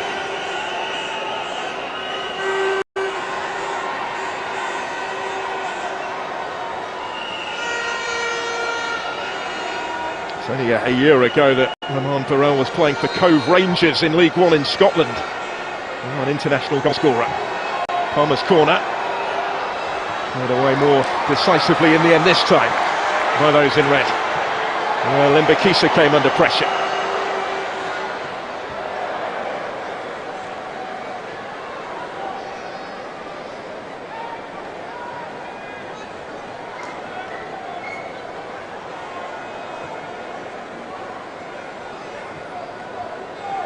Trip of over 7,000 kilometres for these two nations across the Atlantic.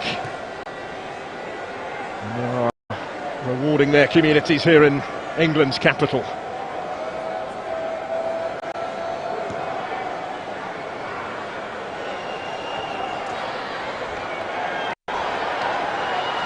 Leacock, neatly done, and it will come for Cardines here. Bell went with him, and he had to.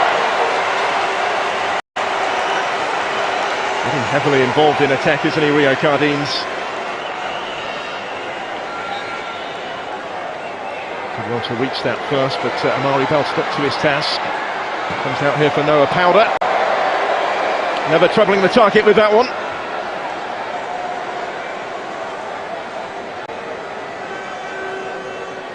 A couple of goals in his country's colours so far for Noah Powder. Dwight York, of course, knows a thing or two about scoring for Trinidad and Tobago. He remains in their top 10 scorers of all time. 19 goals he got for them. He often actually played much deeper in midfield, certainly towards the end of his international career. It spanned 72 caps. Born on the island of Tobago in Ghanian. He was previously the assistant manager of the national team. Left at the end of the 2010 World Cup qualifying campaign in that position, and that's a heavy touch from Shakan Davis, just about gets away with it.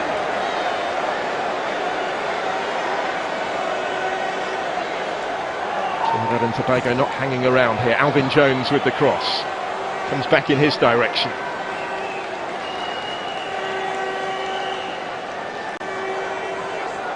And has been kept pretty busy just at the moment.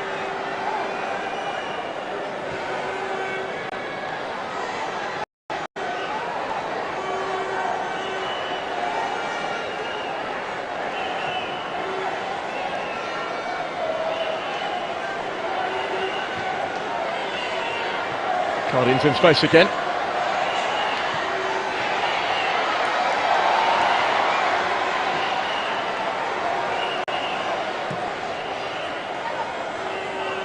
A little period of possession in and around the Jamaican territory for the Soca Warriors.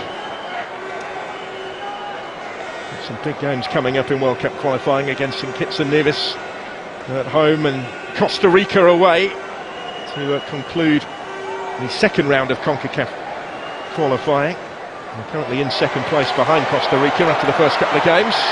They're still behind here, but they're intent on changing that. Ended up by Davis, though. His goal really has given them renewed hope. Dwight Yorke, of course, played for Trinidad and Tobago the only time they reached the World Cup in 2006. Played against England, for whom Steve McLaren was an assistant coach, under Sven-Göran Eriksson at the time.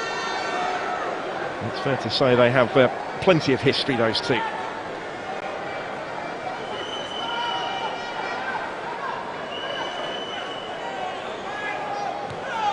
We are going to see some changes shortly. I think there's activity down on the touchline at the moment. Just a bit too much on that for Gilbert.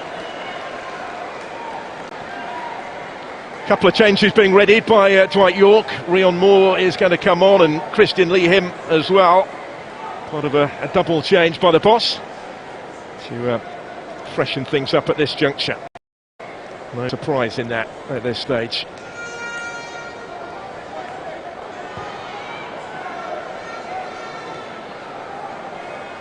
Burrell did well. There's Russell. Burrell continued his run. Russell's threaded it into his bow. He has Cephas in the middle. And again! And he couldn't make the most of it. Nearly, but not quite. And he had other options as well in there, did Ronaldo Cephas in the end, which Kahim Dixon is pointing out.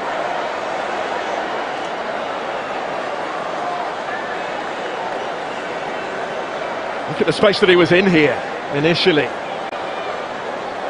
Caught in two minds whether to play the pass with back to goal, and certainly Kahim Dixon, I think, made it clear that that would have been his preferred option from there. Went for the back heel instead. It got another go. Did Cephas.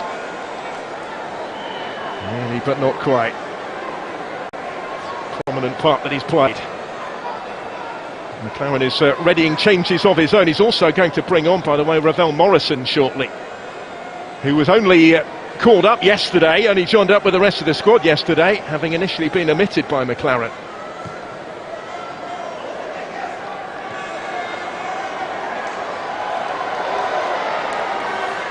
Phillips did well.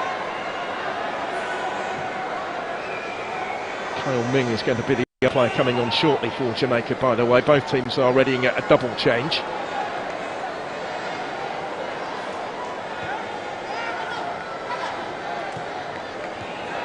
It looks like Daniel Green, who's down there, who's going to come on for McLaren's men shortly.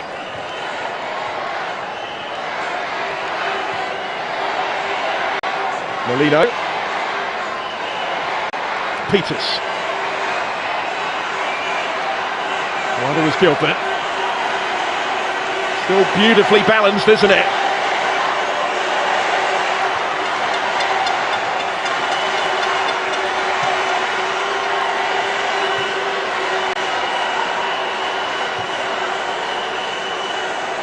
Molino. We'll get it back from Daniel Phillips here. Kevin Molino, no way through. It's a painful looking collision as well.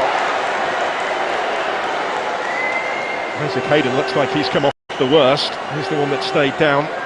Molino now getting back to his feet again. But to Hayden flat on the floor.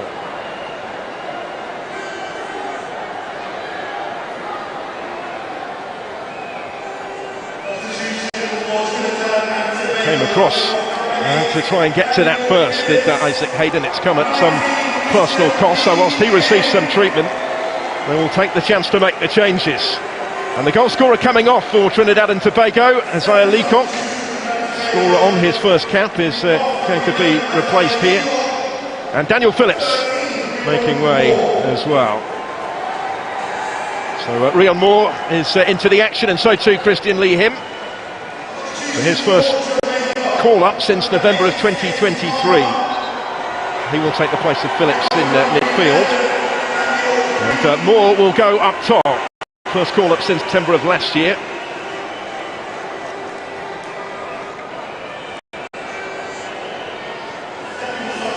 Jamaica just holding off on their changes.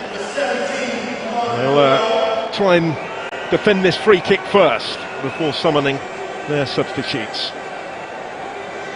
There's the confirmation of the Trinidad and Tobago changes.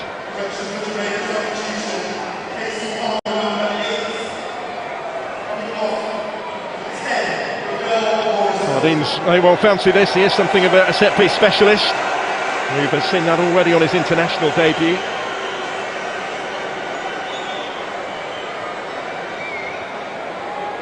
Well, it's made a big impression thus far. A lot of organising for Davis to do in goal.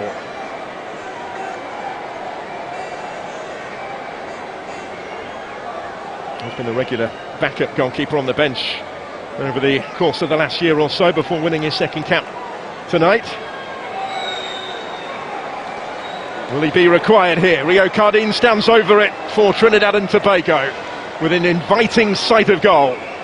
So they try and get themselves back on terms from two behind.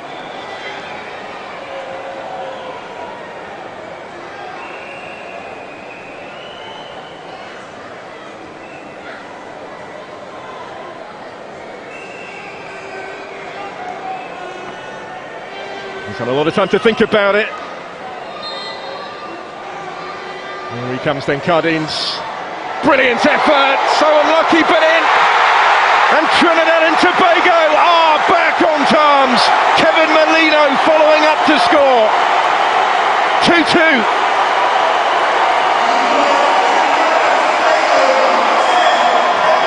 The skipper scores for the Soca Warriors.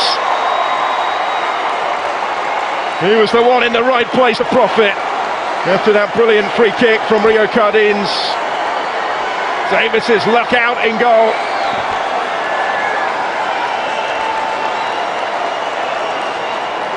And from two behind, T&T back on terms. Hit the post, bounced off the goalkeeper, and then in from Molino for goal number 25 of his distinguished international career.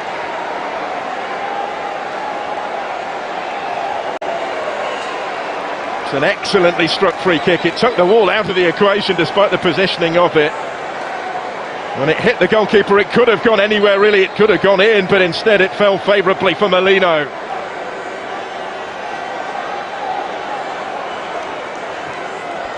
So all square. And Jamaica have made those changes in the immediate aftermath of the goal. Daniel Green and Ravel Morrison are on, but they are into a very different situation now. Set about trying to re-establish their lead. Here goes Green, his first involvement. There's another of the Mount Pleasant players that suffered that penalty disappointment in the domestic Premier League playoff final at the weekend. Started a 1-1 draw against Trinidad and Tobago in February on his last cap. He's on for his 7th appearance in his country's colours. Casey Palmer has made way for Ravel Morrison, and that's quite some story. Morrison's return having initially been excluded by Steve McLaren, who said he couldn't pick him because he couldn't watch him. Morrison currently plays in the 3rd tier in the United Arab Emirates, and not even available to watch on video, said McLaren. But he had a bit of a change of heart yesterday when Morrison was summoned to the squad, and is winning his first cap for over 2 years tonight.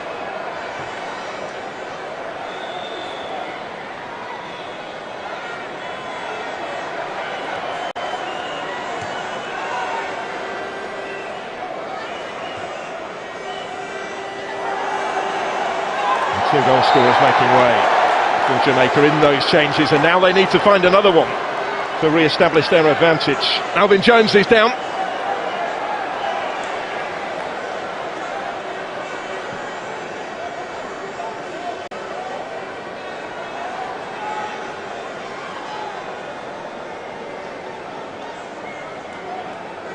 That was the challenge on it by the substitute Daniel Green. Quite up to speed, it's cost him a caution.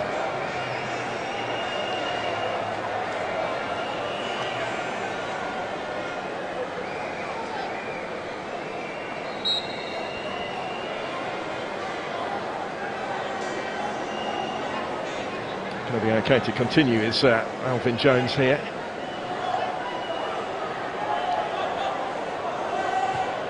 He's retreated from the touchline again. There's Steve McLaren. His side were in charge, but no more.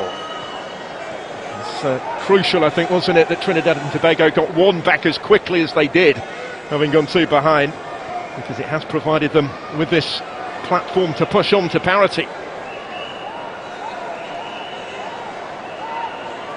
Who knows how this is going to end up. As I say, if it is level after 90 minutes, we go to a penalty shootout.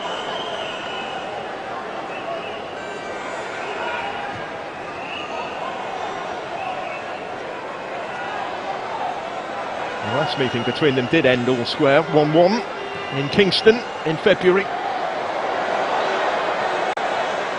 Extending Jamaica's unbeaten run to 6 matches in this fixture.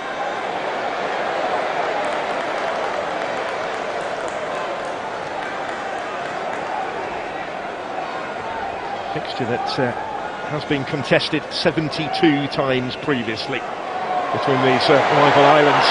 Now Cephas opens up for Jamaica. Goalkeeper can't hold it. Morrison trying to follow up. Just unable to force it in. Almost an instant impact from the returning Ravel Morrison, and relief for Marvin Phillip, who made the initial save but seen it run loose again. That had already proved costly once in this second half. Down to make the stop from Cephas. Credit as well Alvin Jones, who got across to make it more difficult for Morrison than it might have been. But Jamaica so close to re-establishing their advantage. He's a player, Morrison, that Steve McLaren has worked with previously at Derby County, knows what he can do, the quality that he has. But he didn't know whether he was in the sort of condition to be able to make a difference in international football at the moment, given the level that he's playing at in Dubai.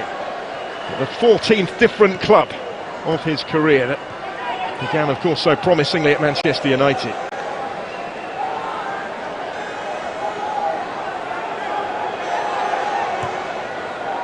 Jones looking for options, floats it forward. A little too far in front of Christian Lee Him.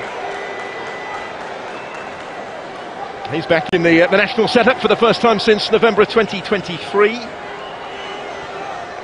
7th cap.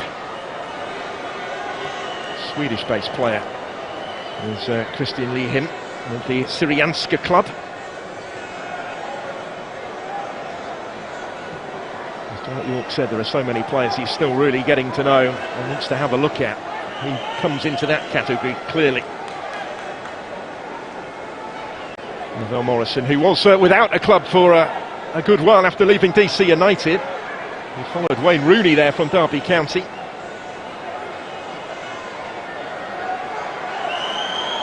Never quite really been able to find a home at club level.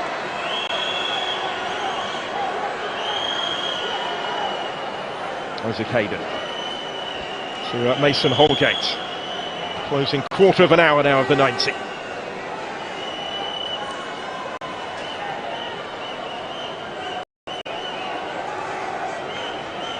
Good games ahead for Jamaica as well, given their opening 2 World Cup qualifiers in the second round in Group E. They certainly want to win this one. They thought they'd put themselves in a position to do so. Now they're having to do it all over again. Mason Holgate's effort there deflects behind for the corner. It's only a 4th cap for their number 4. We're going to see a triple change very shortly from Trinidad and Tobago. They will wait until after this corner, which is taken quickly and short. Morrison setting one up for Isaac Hayden. Block was by Jack. Another corner to come on the other side.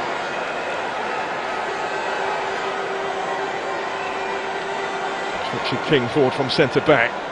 It's played short into his feet. Plenty to aim for in the middle. No free kick given on the edge of the area. They're not too much really by way of a Jamaican process either. Mason Holgate up from the back. So the changes will happen here for Trinidad and Tobago.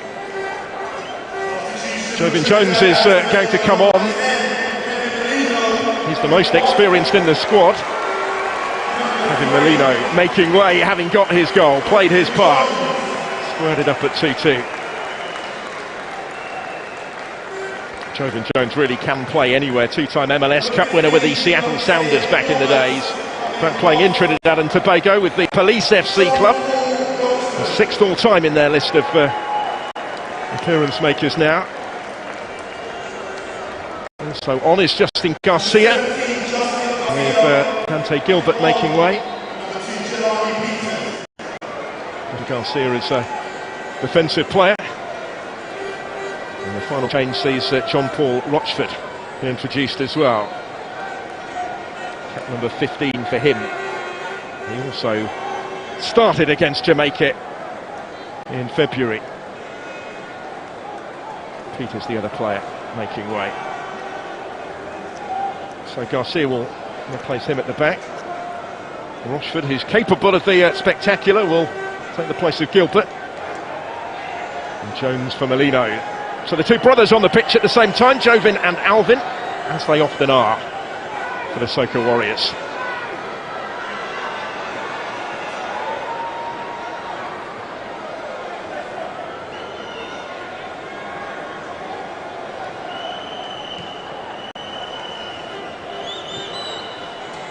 Greg Lee of Oxford United is going to be summoned shortly by Steve McLaren. Once of Oxford United himself, of course. Another change is imminent.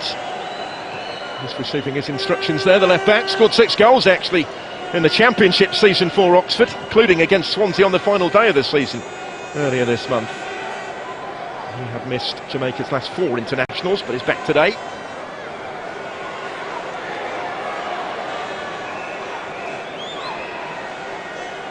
Morrison. Just going to skip away from Limbakisa, but it was an excellent ball, wasn't it, in his direction.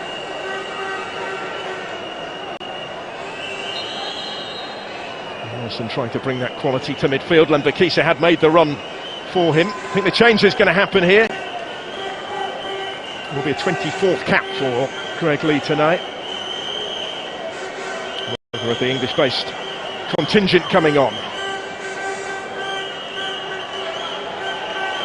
Might mean a little bit of a reshuffle because it's Kaheem Dixon over on the far side of the field there that has been replaced. He is capable of playing further forward, but you would suspect a reshuffle as a result of that change.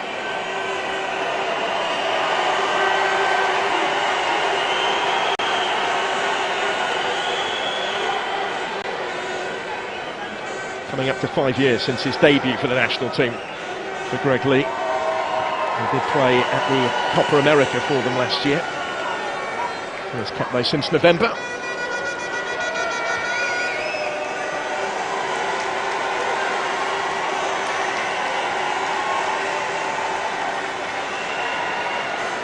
Daniel Green was able to reach it.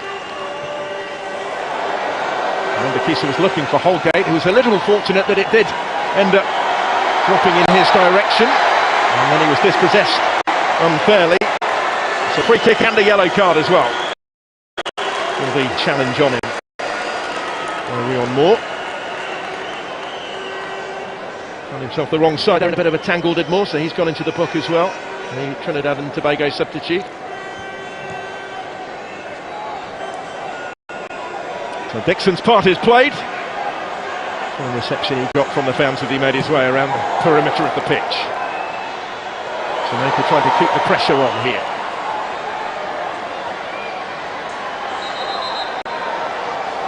The referee has stepped in though, because Jamal Jack is down with suspicion of a head injury.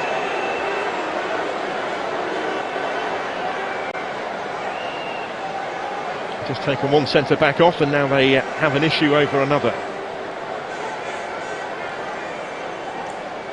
Do have Sheldon Batto on the bench, by the way. He's been recalled for the first time this year. I hope that it's a change that they don't have to make, but he will have to pass all the protocols to be able to continue, will Jack. And a decent game back there. game that is still very much in the balance, that could be heading to the penalty shootout potentially.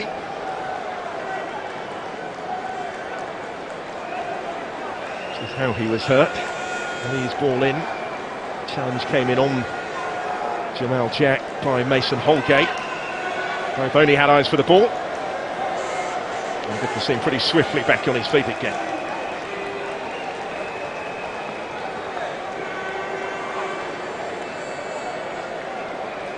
Applause as well from the Jamaican fans in the spirit of the Unity Cup.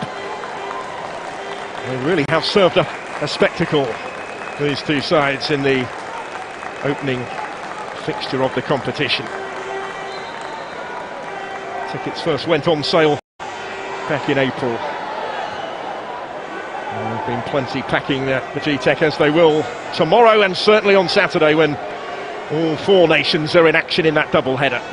Third place playoff followed by the final, and we're still no nearer knowing which of these Caribbean nations will be representing the region in that final.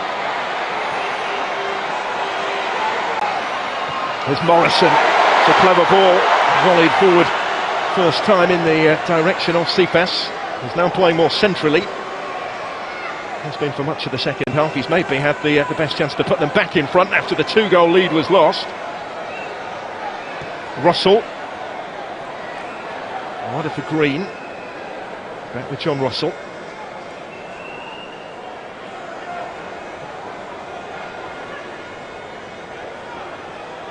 Mason Holgate.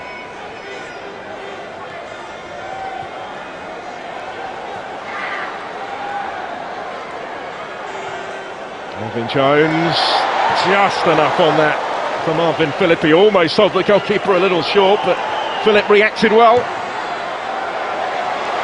That's an excellent ball, and it opens up here for Trinidad and Tobago, maybe to go in front for the first time. Big save from Davis, still the chance for Cardines and wide.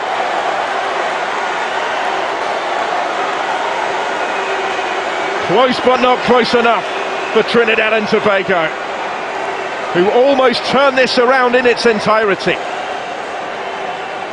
That's the ball that did the damage, really. John Paul Rossford with the initial shot that brought the save. And then Cardines over the top.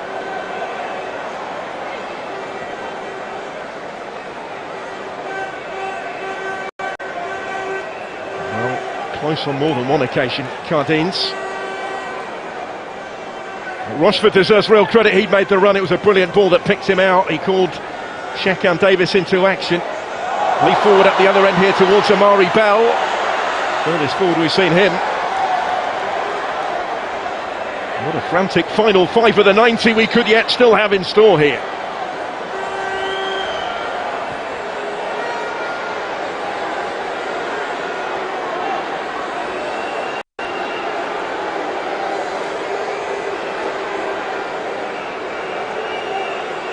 Well, it's exactly the sort of competitive contest that they would have hoped it would be. This will certainly aid their preparations for the competitive commitments to come over the course of the summer.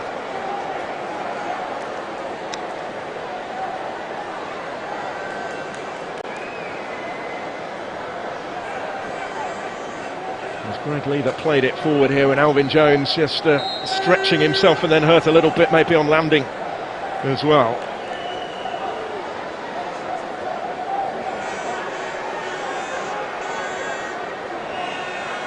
And it goes from the throw. Hasn't been dealt with yet. Lee's in there, big stop! Wonderful save from Marvin Phillip to keep Trinidad and Tobago on terms. He met it well, did Greg Lee. He hasn't been on long. Might have thought he was going to be cast in the role of match winner there, and would have been perhaps, but for the flying frame of Phillip. The 40-year-old goalkeeper, with his reactions as razor sharp as ever. Goalkeeper has been to 5 different Gold Cups with Trinidad and Tobago. He debuted for them back in 2007 when he won the first of now 92 caps. They're based back home in Port of Spain these days.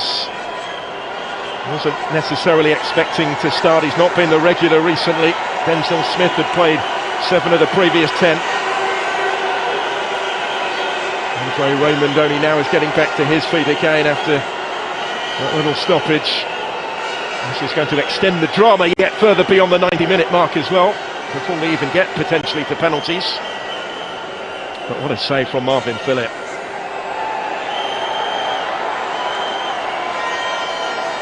Some domestic titles as a cricketer as well back in the day. Wonderful reactions from him. But more work potentially to do from the corner. Ravel Morrison waiting to take it for Jamaica.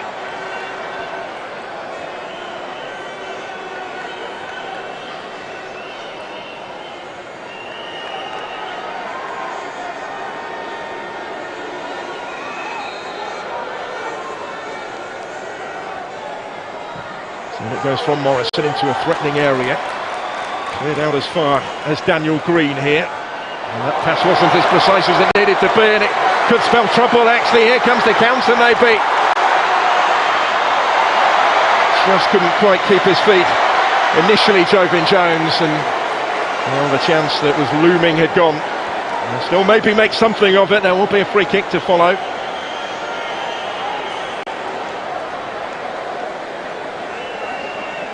Rushford it was that slotted it through to Jovin Jones. Hayden got back to him. Cap number 95 for Jones tonight. Marley's Cup winner with Seattle in 2016 and 2019. Won this free kick, he's the one that is going to take it. And you could certainly see what he was trying with it. But Jamal Jack up from the back, just unable to get the touch required.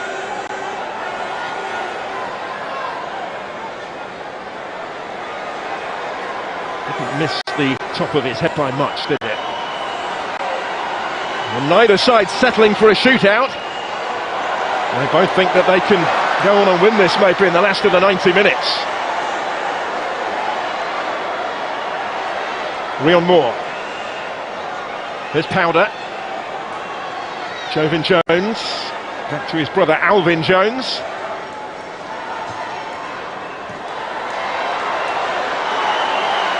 Oh, it was late.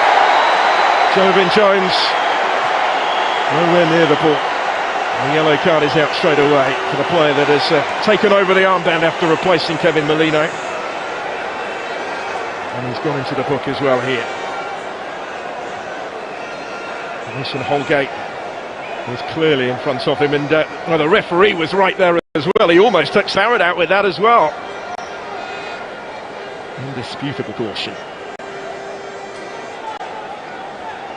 Tense times on the touchline as we head into what will be 5 additional minutes.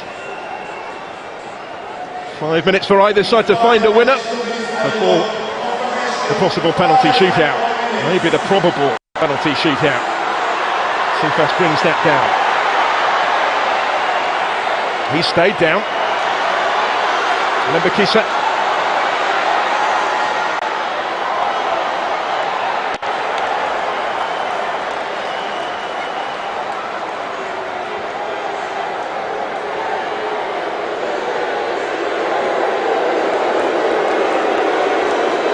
Bounced up and hit him on the arm there, didn't it? Next to Lembakisa, right in front of the assistant referee.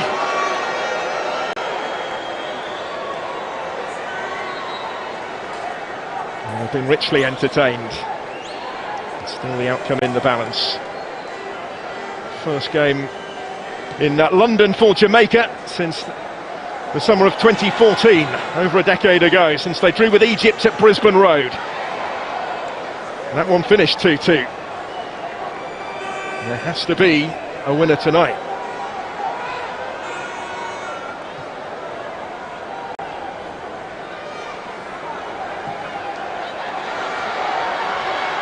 Oh, is that going to fall? Making the way of Moore. Seeing one up for Jovin Jones. Jamaica have got back quickly. Rushford. And then the attempt is just too high. But he applauds the intention.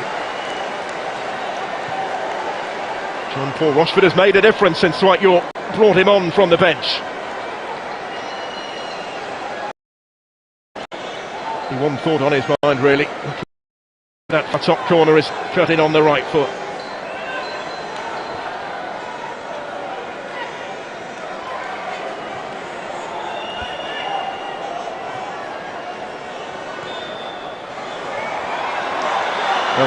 Charging forward, flipping it through, Cephas reaching it just ahead of the goalkeeper, and penalty given. He was a fraction late, Marvin Phillip there, and Ronaldo Cephas has won his second penalty of the game, which might ensure that a penalty shootout is not required after all. Real drama right at the end, midway through stoppage time.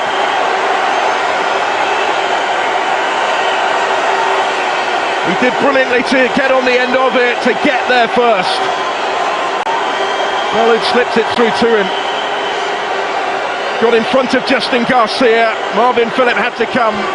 There was no margin for error as he flung himself at the feet of Ronaldo Cephas. And referee Barrett has pointed to the penalty spot for the second time in the game. Well, Phillip was beaten by a Panenka from Casey Palmer in the first half. Palmer long since substituted, so it's going to fall instead to Richard King, I think, here to maybe win the game. Who scored in the penalty shootout for Cavalier on Friday to win the Premier League title in the playoff final domestically. What he has never done yet is score for Jamaica. It's cap number 23 for the centre-back tonight. He's the one that has the responsibility on his shoulders. Up against Marvin Phillip. Powerful penalty. King finds the top corner, and Jamaica surely have won it after all. Richard King from the spot. The Reggae Boys, the Kings of the Caribbean tonight. Although in the midst of all those celebrations, they will remember that they conceded almost from kick-off when they scored earlier in their second half. But they are almost there. Richard King kept his composure. A wonderful week from the penalty spot it has been for him. A league title just 4 days ago, and now a first international goal. And Marvin Phillip, who conceded it, just couldn't quite keep it out. Two really contrasting penalties we've seen from Jamaica today. The Panenka in the first half, and then the power. The laces through it, into the postage stamp. And Jamaica lead again.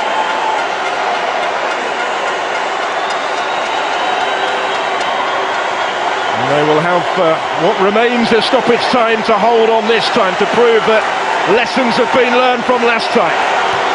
Can Dwight York's team do it again? Trinidad and Tobago will throw everything forward for these final flurries. Because of that, they could be caught out by Cephas again at the other end. He's had quite some game. His priority, though, having reached it, will be to hold on to it this time. Andre Raymond snapping at his heels to try and prevent that. Morrison helping out for Jamaica.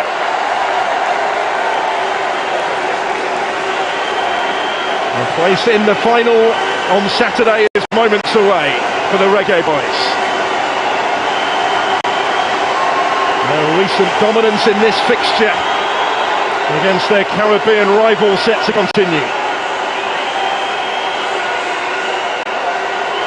It's a game really that could have gone either way. A game that has encapsulated everything that this Unity Cup was designed to be about. They'll just try and hold it up here for as long as they can, and Jamaica have done it. Relief for the Reggae Boys at the end as they settle it from the spot in stoppage time. Steve McLaren gets the better of Dwight York. Trinidad and Tobago, who battled back from two behind to get themselves level, left heartbroken at the conclusion when Richard King stepped up from the spot. His penalty ensuring that a penalty shootout wasn't required. Marvin Phillip conceded it and then was beaten from the spot for the second time in this semi-final. Casey Palmer had put the Reggae Boys in front in the first half. When the lead was doubled by debutant Roman Burrell, they looked well set for victory. But what spirit showed by Dwight York's team in response. They were straight back in the game when they got one back. They were back on terms when Merlino made it 2-2. And that is the way it stayed until stoppage time. No wonder Steve McLaren is all smiles. His return to management in West London has a happy ending tonight and a final to come at the weekend against Nigeria or Ghana, who will do battle tomorrow for the right to meet the Jamaicans in the final. Trinidad and Tobago will have to settle for the third place playoff. Full time, Jamaica 3, Trinidad and Tobago 2.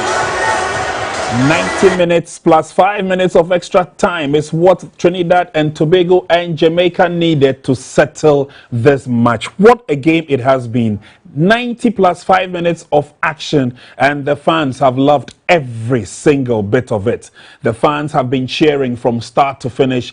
They have been served a sumptuous football meal, something we need to look at, because Trinidad and Tobago may have lost this game, but they are worth the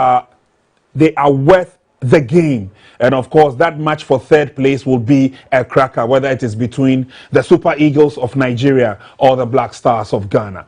But 90 minutes of action are up, and there they will do the walk of honor. The fans will appreciate the hard work that these young boys from Jamaica put in. The Reggae Boys, they call themselves. And at the end of it all, first goal being scored by Palmer, the second was by Burrell, and then the last from King ensured that 3 goals to the good. It mustered the courage and played against Trinidad and Tobago. What a side they showed. Did not start too well in the very first half, but Trinidad and Tobago came back stronger through Leacock and, of course, Molino getting 2 goals. It just wasn't enough.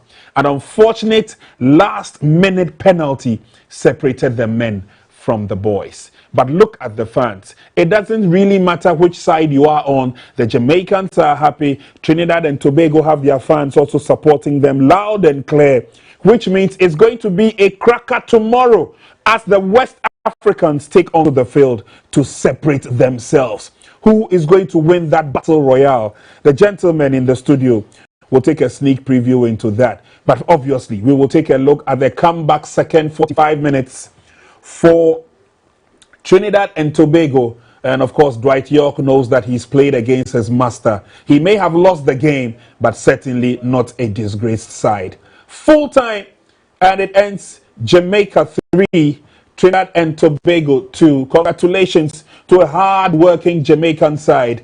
The reggae will flow in the hotels tonight as they rest and take a look at who they might meet in the very final. Will it be the Super Eagles or the Black Stars of Ghana? What a game it has been. And obviously, we're all totally elated at the fact that one team won, yes, but we saw total constructive football. Let's do a very quick break. When we come back, we'll share our last thoughts with you.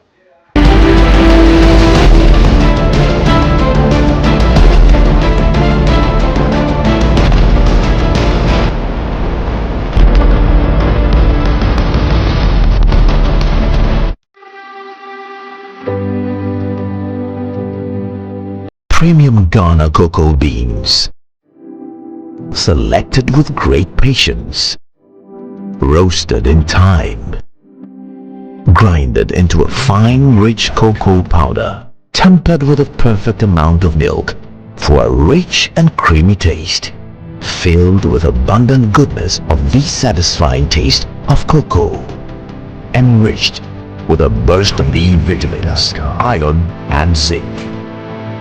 Niche chocolate drink, taste of Ghana, enriched with. This advert is FDA approved. Here no weekend night. You here no weekend fight. So friends, papa do be now one more. No, Jaga 4, Jaga Enupina wom. Enupina ne haban wom. Very free time be a group mo. Oh your bana bemo. Utumeno.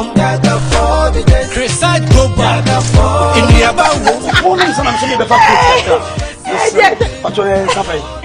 I Jagger 4 bitters. And it's so bitter. Tell me, say, Yansam, on Toma Nipa, when you do what as a self inform, FDRG, a judge crack to Yatu. Maybe a trim, Apomudin won some edgy and some.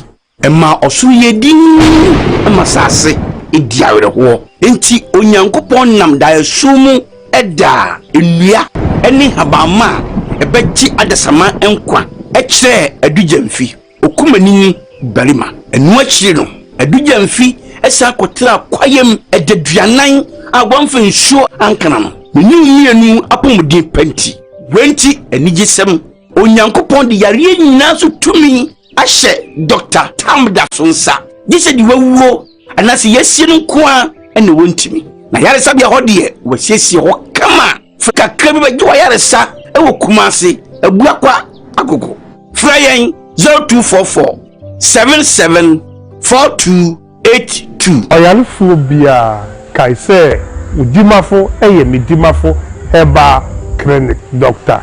Tamda. So what about what your papa piana?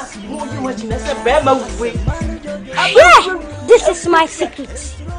Give us pea capsules. Emma, I want to go from now on to me to my ding one pem. Give us pea capsules. Obedu as a mama. Oh no, enemy lawyer. Ah, and to lawyer no na show bottom. Are you bro?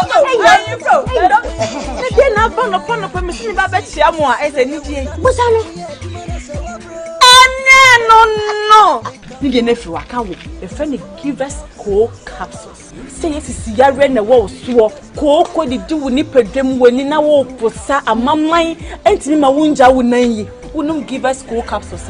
Obey your free lawyer. Give us cold capsules. And I give us pea capsules. Hey, and they give us free. And men what if you do what you do cronkwan efa. Give us core capsules. A painful a batter one more menu for one and quada when if you do me nunca.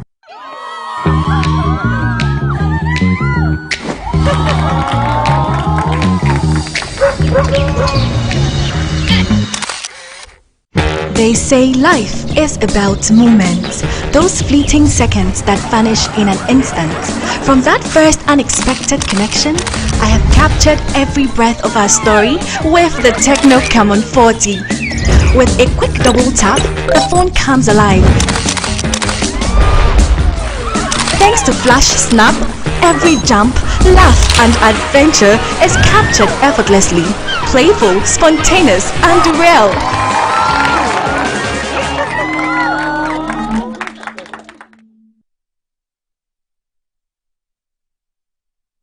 Everybody knows Acrobato. And if you know Acrobato, it means you know M-Punch Homeopathic Clinic. As an international journalist and actor, my health is my priority. M-Punch Homeopathic Clinic is my pillar in terms of my health. Let's hear what others are saying about M-Punch Homeopathic Clinic. Sister, please, you, let him talk to you. Who will be careful M-Punch one?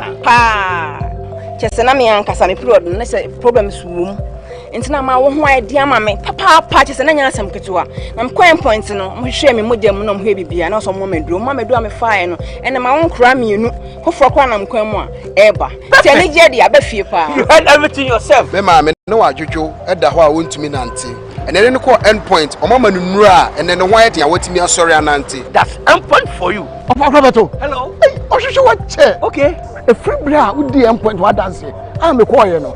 Me Johnson sema na enkoyi and person na my nyina na magina sebema. Na me be fie for there. E ho ade nyina e aresa. You heard everything. I have secret. End point is my secret. End point homeopathic clinic. I'm free. Max Buy has great news for all. Max Buy, there's some dead double. You can now buy your favorite mobile phones, air conditioners, TVs, fridges, chest freezers, and washing machines and pay later. Annex is the idea. We bet me about to win our max buy. Na etrin with ya. No Ghana card and a 30% down payment. Yet the shopping air cut the next level. With the win Yasika Bebre and son of shopping our max buy. It's buy now and pay later for all. For further enquiries, call us on 054-401-9552. Terms and conditions apply. Max buy. Happy life.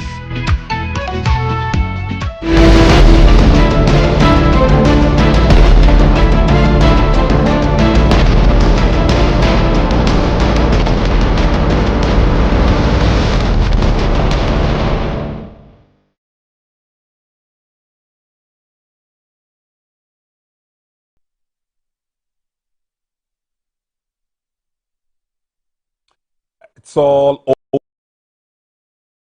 over the stadium, and the Jamaicans have picked up a win over Trinidad and Tobago, which means that Jamaica have made it to the final of the Unity Cup. They are lying in wait for their opponents, and we're asking, will it be Ghana or it will be Nigeria? Welcome back into the studio, and many thanks for joining us. Blackgate is still here, so is Nanedu. Gentlemen, we saw a second half that was worth watching. We saw a second half where Trinidad and Tobago, despite the fact that they went into the break trailing, came back stronger. They managed to claw back some pride, managed to get back into the game after the second goal was scored until the very final dying minutes of the game where the penalty did them in. What quality did we see in the second half, and was it to your expectation? I'll start with you, Nanedu. I think the quality of display in the second half was different from what we saw in the first 45 minutes. Trinidad and Tobago decided to come into the game to equalize, to make sure at least they will go into the 90 minutes with at least a draw. Whether it's extra time or penalty shootout, that is where the winner will come from. But experience is key in some of these games. The experience from the Jamaican players did the trick for them in the last few minutes. Okay. I thought the goalkeeper should have done better from that angle just to save his team, because you are the last person. You know this is a critical moment of the game. Moments in football games are very important in some of these games, and I think that is where we all felt like the goalkeeper should have made sure he would not concede that penalty. And on that side, he was not able to control himself, and that ended in a penalty. So the goalkeeper is the reason why Trinidad and Tobago didn't get the draw in the full 90 minutes. But it's a good game we saw in the second half. Jamaica threw their men in front of them in the first 15 minutes of the game. After the first 15 minutes of the second half, that is where Trinidad and Tobago decided to come into the game, try to put pressure on the Jamaican defense. So I think Trinidad did their best.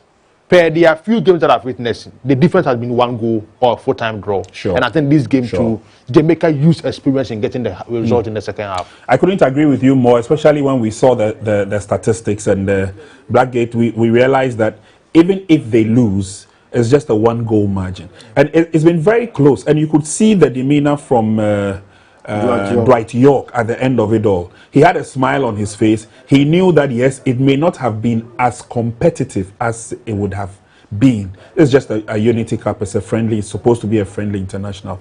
But were you surprised at the comeback of TNT? No, for sure. Especially in the second half, the game exploded into life, and we were expecting that to happen. The very moment Jamaica scored the second goal, it's like something got injected into the opponents, Trinidad and Tobago. And they started combining beautifully on top of the pitch. The link-up play, they were playing their faces, they were closing them down at quick interval. And at that particular moment, you saw how the transitions went. Leacock got the consolation goal, and then Molina pop up with the equalizer.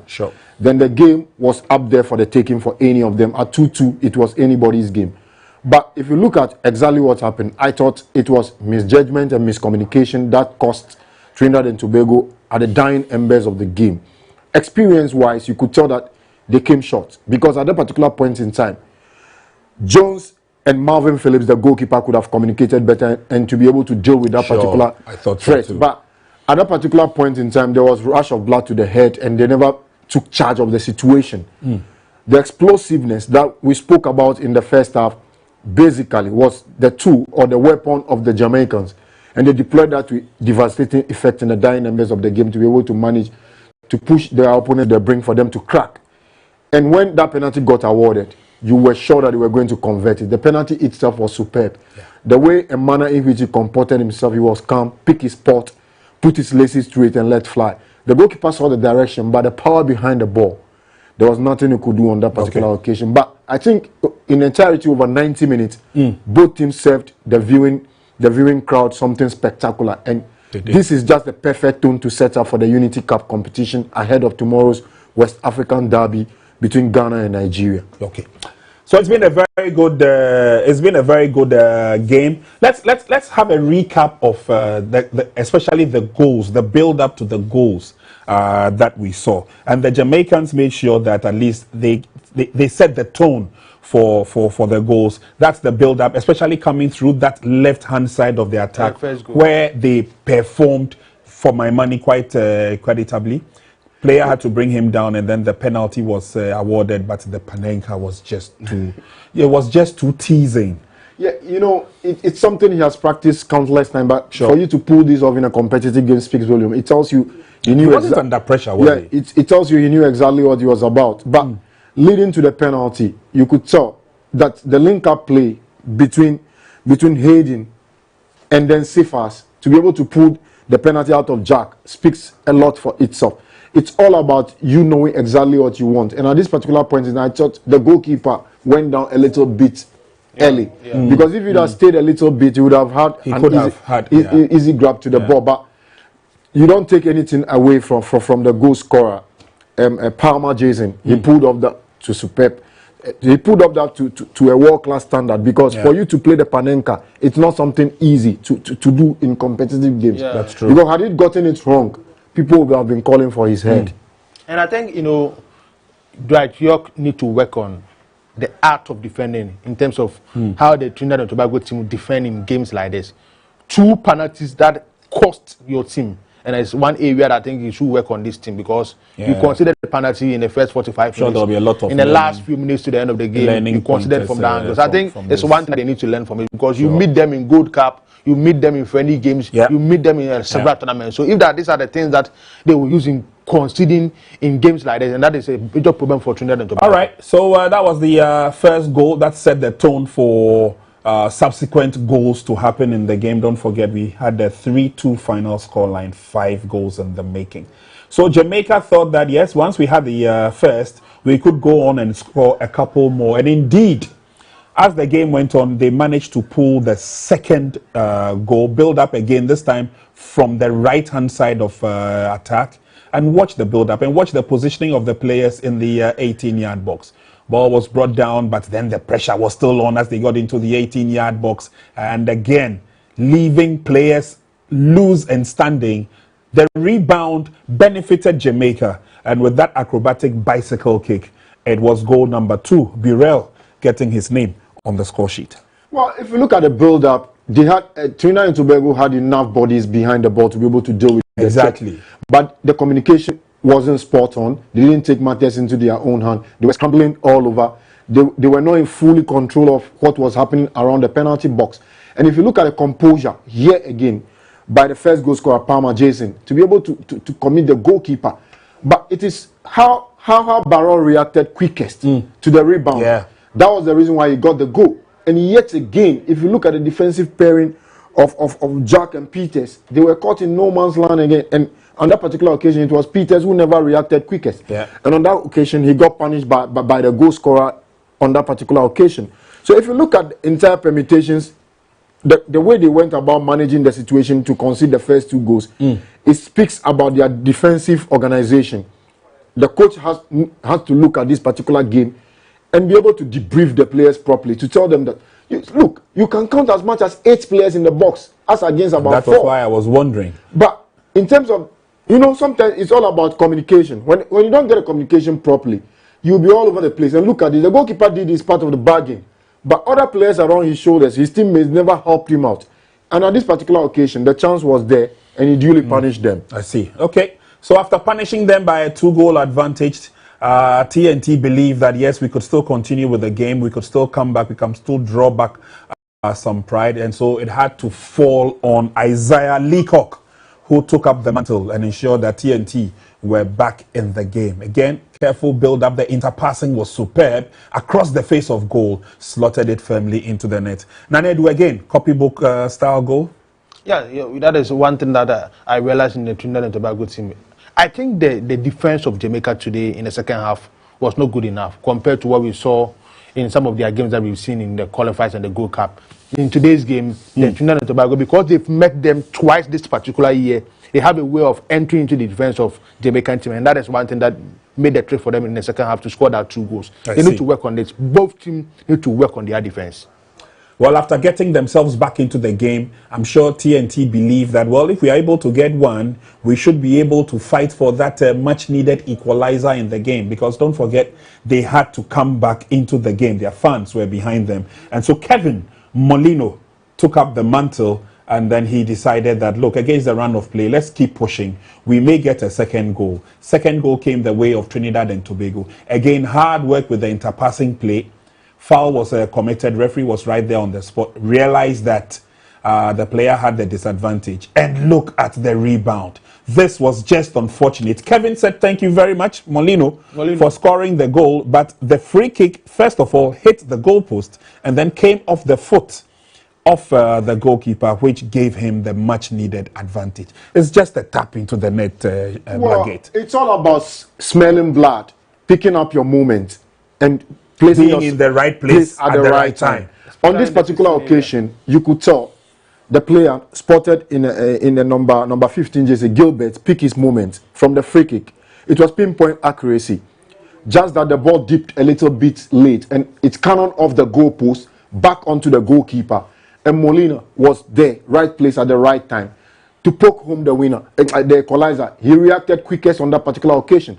So if you look at the reaction from Mason Holgate and Richard King at the 2 centre-back pairing of Jamaica, they didn't react. They were caught up. Look at their positioning.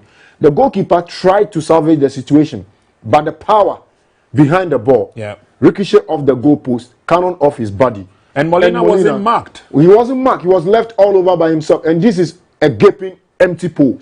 And there was no way he was going to miss from that particular occasion. And I think it's a perfect team goal. The reaction, the awareness, the movement, everything on and off the ball paid off.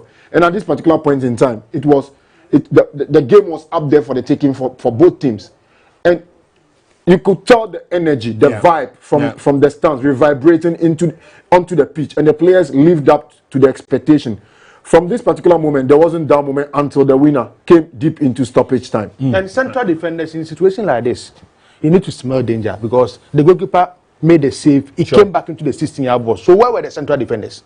You need to ask yourself. As a central defender, one thing is your timing, the ability to read the game, the ability to sniff danger and make sure you clear it from those fingers. And I think it didn't work for them in that minute that they scored. Well, unfortunately, it didn't because it allowed TNT to get back into the game, which made the game a lot more interesting because then the fans were loving every bit of it. Every attack, whether it's from the east or from the west, they loved every bit of it. And they kept cheering and cheering, until Richard King decided that if the scorer of the first goal, Casey, had a debut, he would also want to get a debut in the game.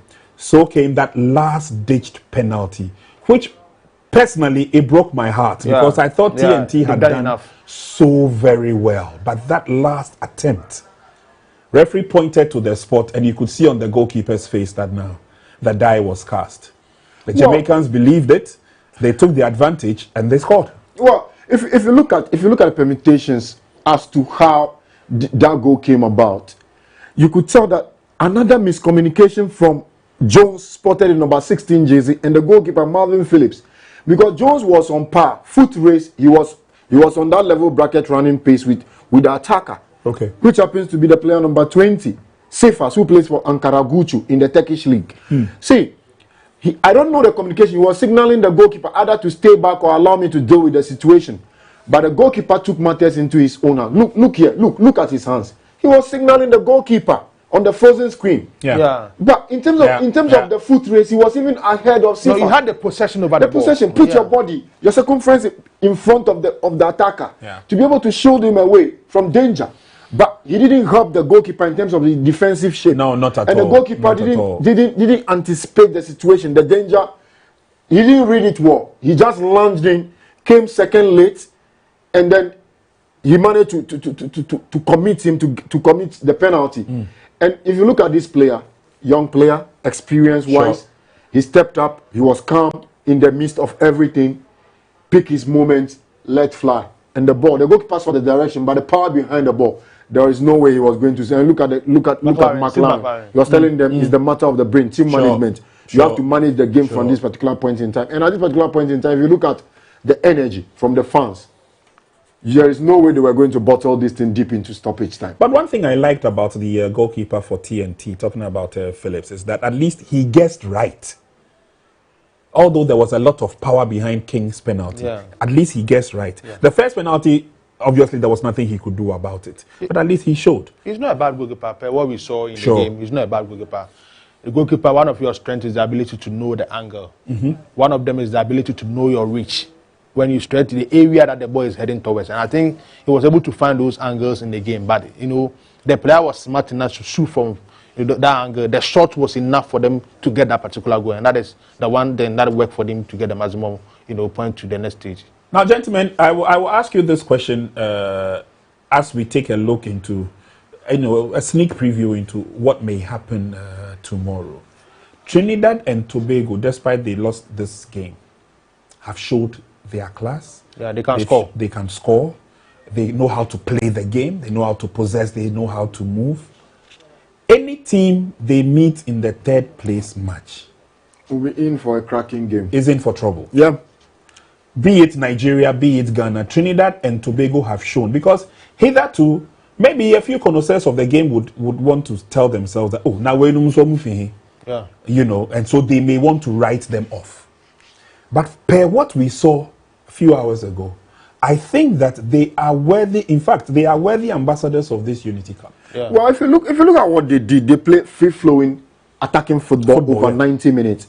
They opened up the pitch, made it big for each other. There was enough spaces there for them to play and exploit each other's weaknesses. It was fun watching them over 90 plus 5 minutes.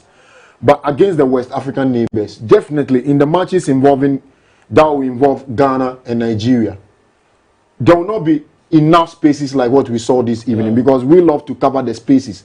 And it will be tough for the teams to play against each other. It's just that both of them play the same brand of football. But when they are coming to play against the West African neighbors, it will be a different ball game altogether. It will be tougher. The spaces will be limited. But I think the game will be much more close to call than what we saw this evening. Because Ghana and Nigeria will not open up the pitch like this for you to play with them in their faces. They'll try to squeeze you up the pitch and try to push you to the brink to commit mistakes and errors. This evening they set out. If you look at Trinidad and Tobago, they set out in a 3-4-3 formation, and then the opponent Jamaica set out in a 4-3-3 formation. So if you look at that, it gives you an idea of they trying to open up the pitch and play free-flowing, open attacking football. But against the West African neighbors, you will not find such formations. It gives us a lot to expect tomorrow evening when the two West African giants trot onto the field to show their class. But obviously, whilst we're doing that, bringing you all the excitement from London, we also want to give you something to savor, something to cherish. And so be a part of the Unity Cup promo, as we said earlier on. All you need to do is to dial *426 *8#, spend 10 cedis, just 10 cedis, and there's a lot you can win. You can walk away with Techno mobile phones, the Spark editions. You can walk away with cash, handsome, tidy amounts of cash. You can walk away with nicely branded baseball caps like I'm wearing and T-shirts like I'm wearing, all because of the Unity Cup promo. So all you need to do is to get to your phone, dial *426 *8#, and there you go. You are on your way to winning riches. Now, the more you do this and you become the highest, obviously, you get a goodie from us. Tomorrow is a very big one. What should we... Okay. All right. So we'll do a very quick break. I've been told to do a last break. And then when we come back, just a couple of minutes to take a look at what we should expect tomorrow between Ghana and Nigeria.